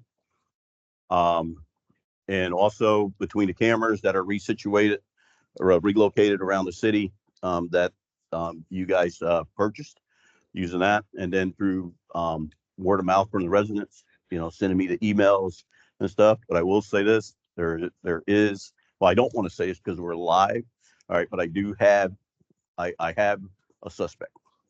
That's what I would say. Yes.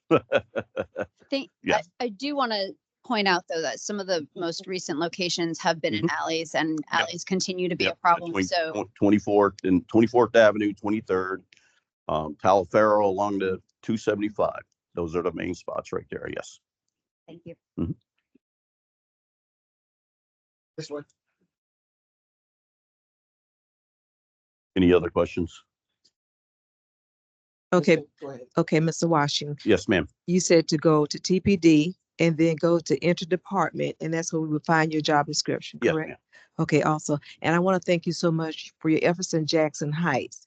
The illegal dumping of mattresses on 29th Avenue behind one of the neighbors' home. But behind the store. Yes. Yes. That alley. Yes. I want to thank you and ask you to please continue to keep an eye on that. Yes, ma'am. And that's pretty much all I had to say. I concur with what Ms. Kim Hetland said. You're doing a great job. Thank you. Okay. Detective, I just want to say that I know a little bit about some of the work you've done, and looking at your slideshow, this is really helpful.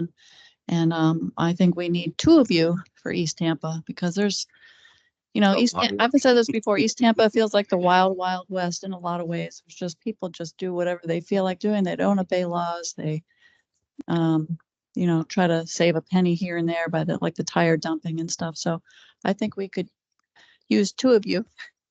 Thank you. Dr. Yes, John. sir.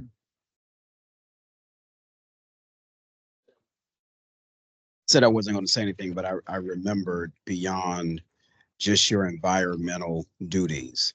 A few months ago, I called you and you readily came to the concern that I had.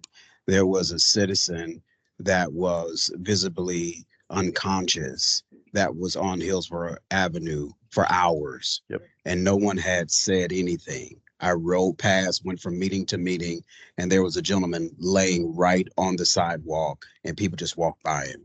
I called Detective Washington and said, I'm afraid that this person is no longer living. Within 10 minutes, he met me there.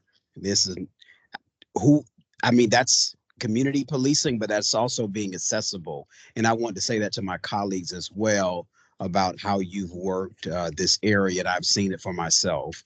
I'm not sure what the outcome of that situation was. I left, but you were there, you were ready, you were accessible just to meet the needs of the community. So I wanted to publicly say that what I had witnessed for myself. Thank you. Yes.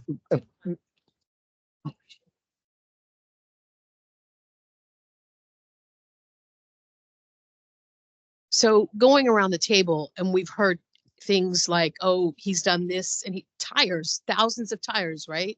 Okay, and that's kind of what I'm talking about. You've got some people here that are new, or some people that don't know, and that's what we're getting ready here in a couple of months to bring more people in that are new. So I'm just a document kind of person, and I want the council to understand that we need the documents. We need to see what you're doing. We have to have those reports. We need monthly reports, because these things that you all are talking about should be shared.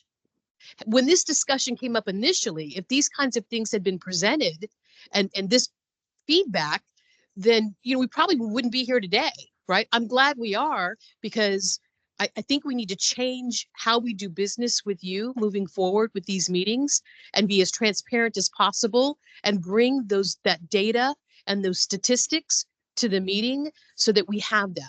I would love to be able to stand before the city council, I do it often, and share what a great job the environmental detective is doing for East Tampa. And when I do that, I'd like to have that stats and data behind me to support it, not just stand there and say, he does a great job and he's picked up thousands of tires and he helped me when I called. That does nothing. But what people see and what people hear and what people understand is stats and data. That's what's going to sell it. And I think it's important because of the money allotted in our budget for this position that we support it through documentation and justification. So I'm glad that you're doing a phenomenal job. I had no idea. So thank you for that, because East Tampa needs people that care, and clearly you do. So thank you. You're welcome. All right, any other questions? I want to call on you. It's my other environment. Let's wrap him up first, and we'll bring that under your report if we could. Thank you very much, Doug. We appreciate it very much. You're welcome. I wish that there was a accelerated mechanism for the amount of information that is necessary to try to be able to make decisions for us. We have him on a quarterly schedule. That's our choice. If we choose to make that schedule something different or to ask for some other documentation, again, that's something that we need to present and then make sure that we are, we're able to get that information. But he is here. He was scheduled to be back. I think he got bumped maybe a month because of budgeting. He was here in March, and we have him on a quarterly reporting cycle as it stands right now. But if the body decides to do something different, that's what we'll go with. So with that being said, let's move into our staff reports. Manager McCray, you have the floor, sir. Yes, sir. Are we going to make sure that Ms. Copeland gets her addressed? Just about the environmental detective position, not him, but the position as a whole. We did have some questions. I'm just putting the minutes to make sure that whoever needs to come person should feel comfortable about that, whatever she needs. I think that should be satisfied. I'm not exactly sure what would be the best process for getting that. Mrs. Miller, the floor is open to your suggestion for. Environmental detective and any other CRA in this city. No, that answers no. Okay. Okay, so this is a unique position to us. Very much so. And There are other CRAs that have requested that you have the environmental detective position. Yes, I understand that. My question is there another one in the city? And you just said no, so thank you for that. Yes. Now, I would like to make a motion that we get a monthly report from this gentleman. A second. Thanks. Say that again, Mrs. Miller, if you don't mind. I would like to make a motion that this board receive a monthly report from the detective. I second that motion. Okay, you've heard the motion and ready for the question. All those in favor? All those opposed? Okay, now the motion passes. We'll be provided with a written report. Waste of his time. You think? Is there a cost associated with that too?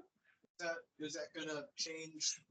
If it's on a quarterly basis of reporting, like how does that work now? Now an additional report has to be provided on a monthly basis. Well, I will, let's find out. He's on a salary, and I would presume that there are records kept of his encounters, things of that nature. But correct. If I can interject, absolutely. This is a government agency, Tampa Police Department. I can guarantee you that they have numbers that they have to report on a monthly basis, if not a weekly basis. So I don't think we're asking him to do anything above and beyond, but I certainly appreciate the input in terms of, let's see if it's going to cost us money. I don't have any issues with that whatsoever, but truth be told, this is something I'm sure he's already reporting to the Tampa Police Department in terms of, he was able to give this to us. So no, even if it costs us money, in my opinion, we need those numbers. We need the data. We need the stats, period. Yeah, so let's find out if there is any. I can't imagine there is a mechanism. But the other thing I would say is we probably need to provide some criteria, what we're looking for. Like in my head, I would love to know the encounters. Maybe they don't result in a charge or an arrest or actual violation, but I think that if you find out that on the average week he's having 200 encounters or 50 encounters or whatever it may be, we may need to develop that information to make sure he gave us today what he thought would be relevant information. And you all may recall the previous gentleman gave different information when he came to report. And that may be something that we need to flesh out going forward. So let's get that report and maybe add to it some of the things, specifics that we want to know about. Let's get a microphone over here for Dr. Johnson and for Mr. Fox. I think the information that, and I'm just speaking to us as a board, but to those who had concerns, I think it's warranted, for you to have that information. I used the word precedence earlier by looking at what has been done in times past. We want to be very careful about the things that we ask for, because we will have to start asking for that from everyone, that it doesn't seem as if we're cherry picking. There's a line item in, excuse me, I think we should. then that's something that the board can do. Then that means more than just Mr. McCray, as well as the environmental detective will give us a report, because there is a portion of the funds from our CRA that is helping to pay for several salaries. And so if that is the case, then we have to start to ask for reports from all of them. I think to make sure that it's streamlined, we need to be very strategic on the information that we're looking for from the environmental detective. And so he's not here every month. Mr. McCray can just add that to his monthly report. Just going to be, just say, we're setting another precedence. We're asking for something from him, but there are several people that we pay out of our budget. And so if you ask for one, you have to ask that for all. So just want everyone to think about that as we're asking for these things. Mr. Fox next. Go ahead. I'd like to make a motion that the CAC requests information from the CRA regarding, like to ask the CRA to see if the environmental detective position can be funded out of the TPD budget instead of out of the CRA budget. Okay, you heard the motion. There's been a second discussion. I'd like to just add some information to that discussion. So the reason why I'm asking is because it is, I mentioned it before, but just a reminder, it is literally illegal in Florida to reduce the budget of the police agencies statewide, which is a unique position that police agencies find themselves in. Every year they get multi-million-dollar increases in that salary. So again, I'm not asking that, of course, one every violent crime to be investigated, but every year there are annual multi-million-dollar increases to their budget. So I think it's something that is completely feasible. And if they have open positions, it means they have rate that they can apply to this position. So we've heard the motion. We're open not for discussion. Any discussion on the motion? Okay, so let's get the mic over there to Dr. Johnson. Once again, I would like to know what the precedence was. For the position? For the position, and how far it goes back in order to make that decision and asking for it to be funded by another agency. I would prefer all of the information to be on the table before we make that decision. So the motion is to find out if this is a position that can be funded from by the city. So can we amend the motion? Yeah, we can amend. We're in discussion now. But Jeffrey, yeah, I would like to amend the motion. Right, so let me share this thought. Sure. The reason the East Tampa CAC exists and the CRA is that this area has been disproportionately underfunded in a number of various ways.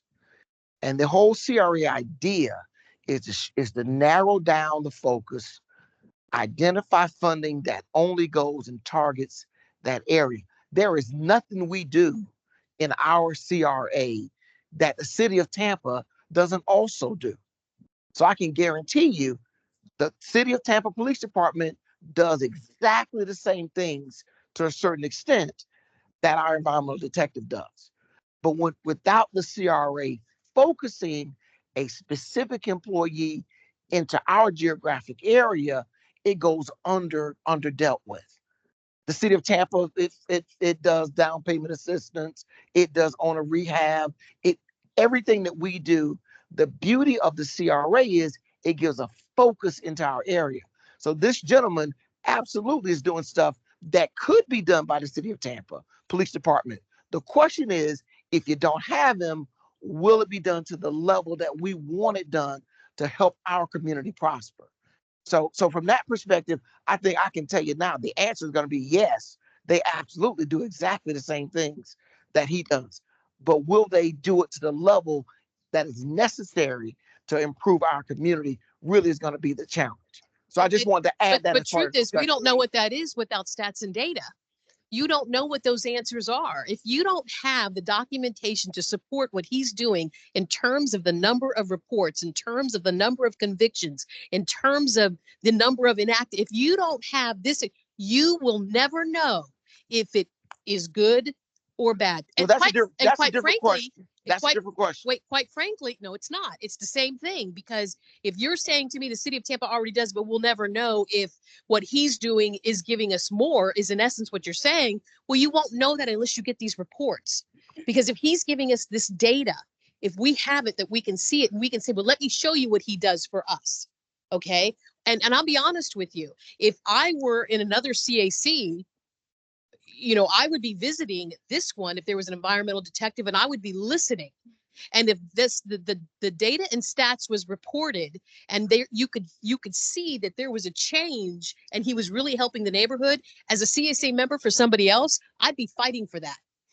So this is only going to help him and CACs. If you take that argument and apply it to down payment assistance, you take that same argument and you apply. We're not talking about that. We're talking about the what we're talking detective. about is this gentleman helping the community above and beyond what would be done if you didn't have him. That's what you're doing. What I'm saying is quantify it. I'm okay with that. I'm not against the data. Okay. I think we need the data.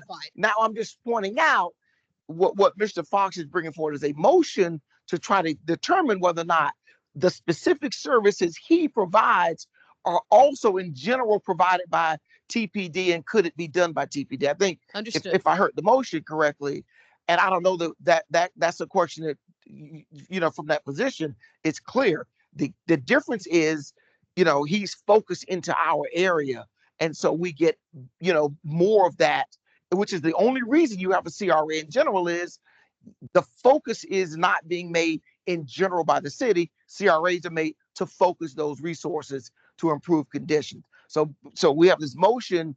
You were suggesting maybe an amendment based on what Jeffrey had said, because I tend to agree. I'd love to see the information before we put that complete motion up. You know where I'm going with that, right? Okay. Yeah. So may I suggest that we request information that Dr. Glenn mentioned, and in lieu of that, I'll rescind the motion and make it again, you know, after we get that information. So I'd like to request that from Mr. McCray. So. Okay, fine. All right, Mr. McCray. So as I'm moving forward, I just want to make sure I'm clear on what the request is, so we can make sure that the correct information is responded to. Yeah. So if we could please, because there were a couple motions, and then I heard about amending the motion, so I want to make sure his motion is withdrawn. So I've withdrawn my motion. The only motion that's passed is relative. Yeah, so we're drawing a motion, and I just like to request information on the history of the environmental detective, like what what's information that you can have on why we initially did that. Was there anything else you want to add? I will say this, and this may bring some context to the newer members as well. When Curtis Williams was the environmental detective, and that's why it's important for us to clarify what we're looking for him to report on, so he can do that, and that will really help. When Curtis Williams was the environmental detective, he would bring us blighted properties that was a nuisance to East Tampa. And a few of us on this committee would work with him by identifying properties that were not up to code in East Tampa. the Family Dollar or the Dollar Tree or this organization or that organization, then the environmental detective will send a letter to that organization, to their corporate office, and say you're you're in violation. You have 30 days to do this and do that. That's another responsibility of the environmental detective as well. He didn't report on that, but I'm sure he's doing that. I don't know if you remember that, Ms. Copeland, but he will bring pictures of those commercial buildings that were just eyesores to our community, and there was illegal dumping behind that. And because those persons who ran those stores were not local, they really didn't care. And some of those businesses have been closed down because of the environmental detective. So I just wanted to put that on the table as well. That's why I keep saying precedence is everything. We need to know where it comes from, as well as to know what those additional responsibilities are, and be very clear what we're looking for him to report on so he can give that. And I think if he was to tell us everything that he does, whatever you're looking for, it'll probably be there, meaning the stats and the data, and it will probably answer some of those questions. And I'm just saying that based on previous history of what those environmental detectives did. And if I could get just a point of clarification, did you want to put a timeline on that, Mr. Fox? Would September be? Yeah. Okay. Thank you. Okay, manager's report, Mr. McCray.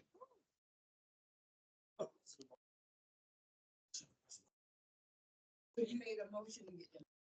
No, I made a motion to request information from the CRA, but I would do that motion in order to get more information from the office. So you gonna make a motion for him? No. No. We don't do the motion for that. If you don't make a motion, Mr. McCray to provide it, it will be like it didn't happen. I disagree with that. I disagree. I disagree. Get the information, they encourage us to make a motion. That's true. For the information. She is correct. You can make the motion, but Mr. McCray is the one that asked you what the timeline and deadline would be, and I strongly suggest September. But it is clarified that you will receive the information that you need. I don't think we necessarily need a motion for that. The information that you requested to Mr. Paxson as well as to Mr. McCray, I'm saying as a fellow board member that there should be something expedited to get you the information that you need. So I don't think there's a motion on that piece because it's already in the request. And thank you for that. My training for the CRA, and this is what they tell us all the time. Make a motion if you want it done. You don't make the motion, that's why we don't get a lot of information, or we just talk about it. And it's not done. So that was all my question. Mr. McCray? Yes. Good evening, Cedric McCray, East Tampa CRA manager. All right, I'm gonna try to. Thought we were gonna be out of here at we are. An hour and a half. We are. Yeah, but at any rate, okay. Just a few updates. I know the East Tampa Community Redevelopment Plan, but the contract will be going before the City Council at their July 18th meeting for approval, and shortly thereafter that, the firm of Furr, Wegman and Banks Architects, who was selected and won the bid, and you had some CAC members present that participated in that review and late last year, but they were awarded, and we will have more information as it relates to some of the outreach and involvement of the CAC and the East Tampa community at large as that is built out. Any questions on that?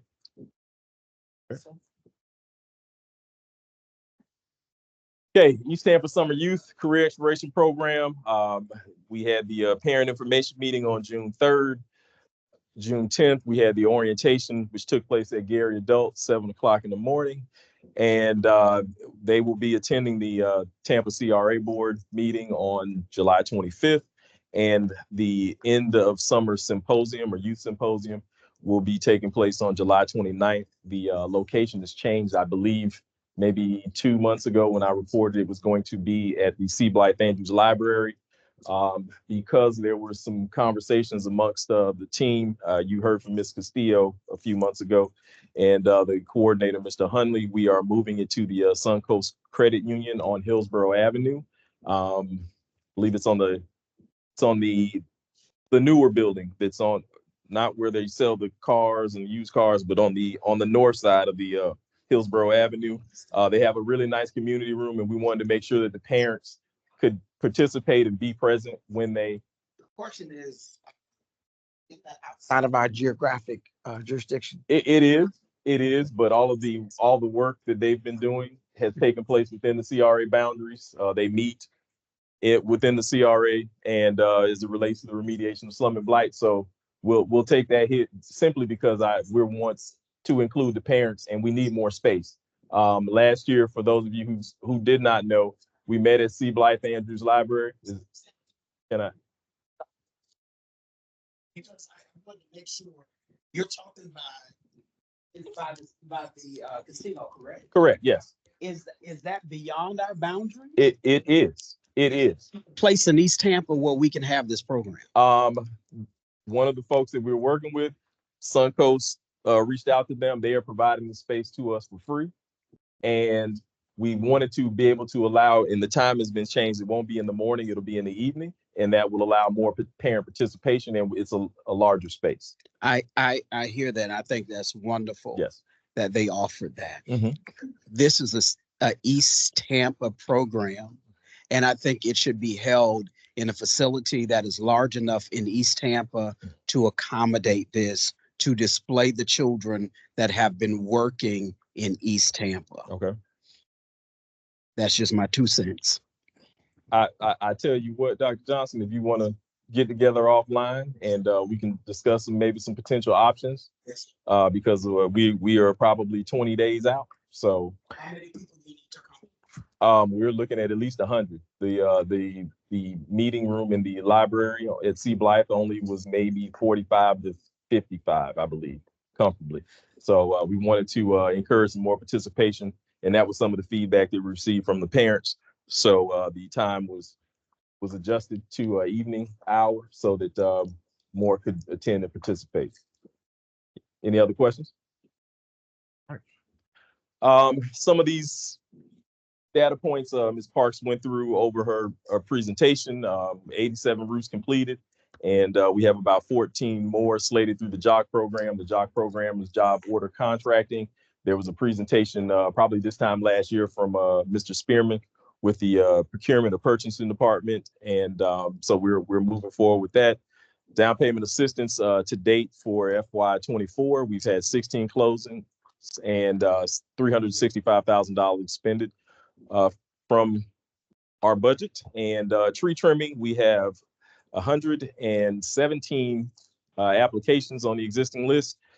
30 of them have been contacted within the last week to set a date and time for their trees to be trimmed. And we have an estimated cost of about $290,000 to complete all 117 applications. So, and Ms. Parks is moving that along quite nicely. So greatly appreciate it. Any questions? All right.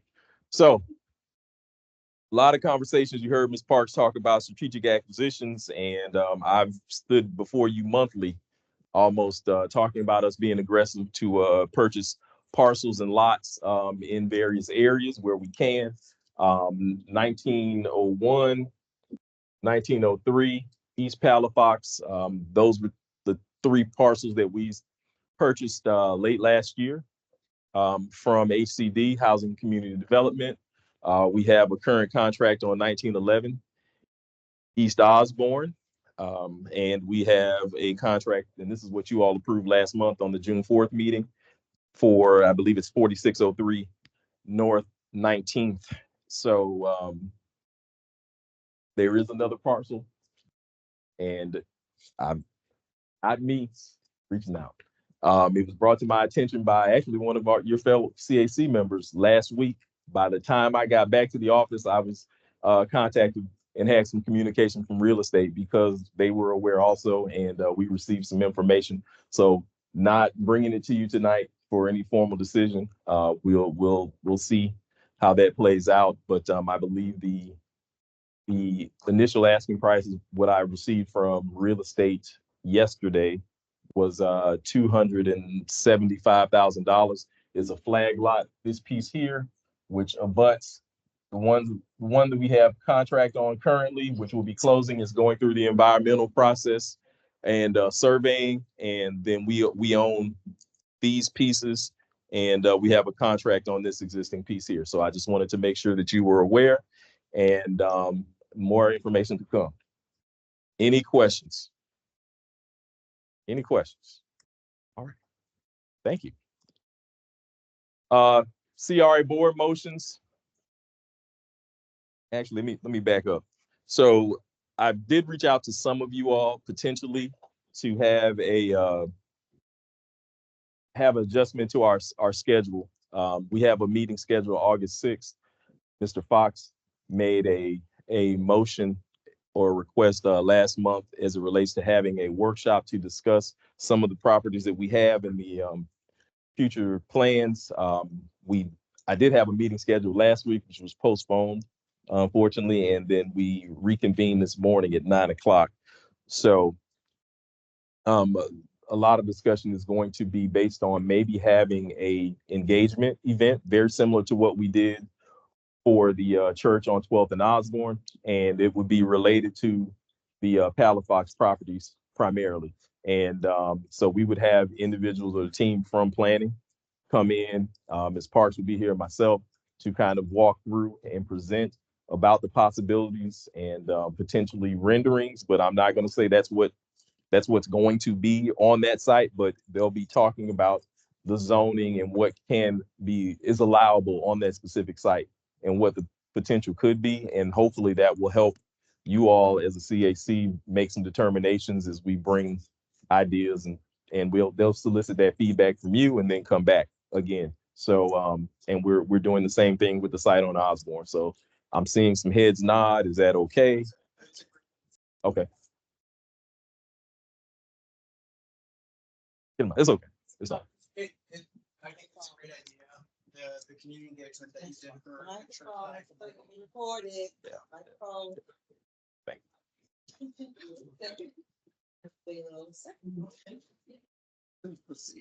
No, I participated. I know some of our other committee members participated in the community engagement event for the Osborne site, but I think that is just that is an example of how to work diplomatically and amicably between the committee, homeowners, residents, our neighbors, the CRA board, and city council. So I commend you for wanting to do continue to approach it that way. Yeah. So I did inform them, and several of them, actually one of them is supposed to show up.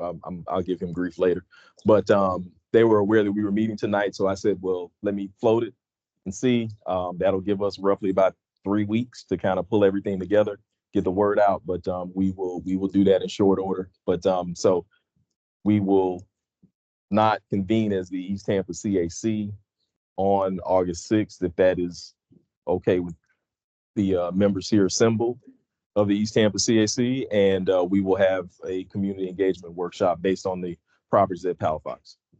And we already have this space reserved, so it would be here in this room on August 6th at 6 p.m. In lieu of a meeting. Correct. Unless you all just want to meet. Okay. There was something that you promised September, Mr. Fox. Yes, and that's why he and I had a conversation this morning. I knew what his request was, and then we could put that back to September also. Yes. All right. CRA board motions. I'd like to update you all on that. There was a motion by Councilman Vieira at the May 13th meeting as it relates to the memorial marker at Memorial Park Cemetery. So I will be reporting out on that at the August 8th CRA board meeting. Yes, ma'am. I'm sure. Yeah, so. I've read that a couple times. What I don't see is placement. Where are we with placement? I've solicited some feedback from some individuals here in the community, and also had conversations with Parks and Recreation.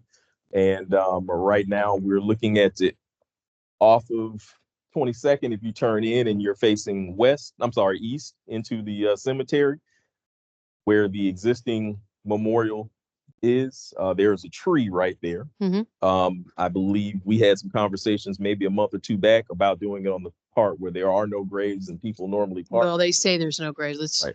So I've allegedly. also requested last week a copy of the GPR. So when we do have that conversation, I can I'll be have that. requesting it. Yeah. Yes. Thank you. Oh, you're welcome. I hopefully I will get that within the next week or so.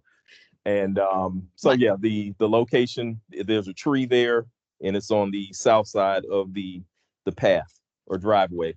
And so what are we doing with the original? Because there was community concerns that the original shouldn't be moved because of the age. It is 100 years old.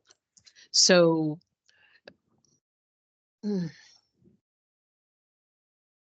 So the initial conversation was about restoring it, and then because and now of we're the house, moving it. and, I mean not the house, the height and the base maybe intruding on some of the Will be, existing yes. site. So we talked about a different location. But if that is an area of concern, we can have some conversations. Yeah, I'm with the worried folks that about. are I mean, involved in that process. The people that are doing this restoration, have they taken into consideration that there is the likelihood that it will be moved, or am I hearing it's not going to be moved, it will be restored and they're putting a whole new monument? No, it was going to be a part of it was going to be Whatever restored, but a part of the rendering that you saw. Okay. Yes. I do have, With I the think, increased height that was requested. perfect. Yes. I do have legitimate concerns about moving a 100-year-old marker that is in need of restoration. So I'll go to council and speak about it. And you know that I will. And because this is important to me, and this is a very important part of Tampa's Black history, and Tampa's Black history, how it relates to our servicemen and women. So I'm going to be watching this like a hawk, but I didn't see anything on here about placement. And again, if we're thinking about moving it, we won't discuss. You won't see placement because he just asked for a report. Who did? Oh, Councilman Vieira. This is just a copy of his motion from the clerk's office.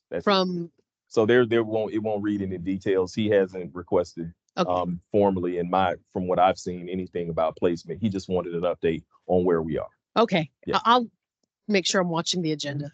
Yes, ma'am. Thank you. Any other questions? Hey. Yes. Okay. And last but not least, just a update of the dates, times, locations of our meetings. The August 6th will be adjusted. This was the PowerPoint was created prior to the meeting I had this morning, and I will provide any additional information to you forthcoming. And there also is a flyer for the summer youth event. But like I said, I hear some of the concerns related to the location. But at that time we were looking for additional space, and it was cost effective. So at this time, I will pause for any questions.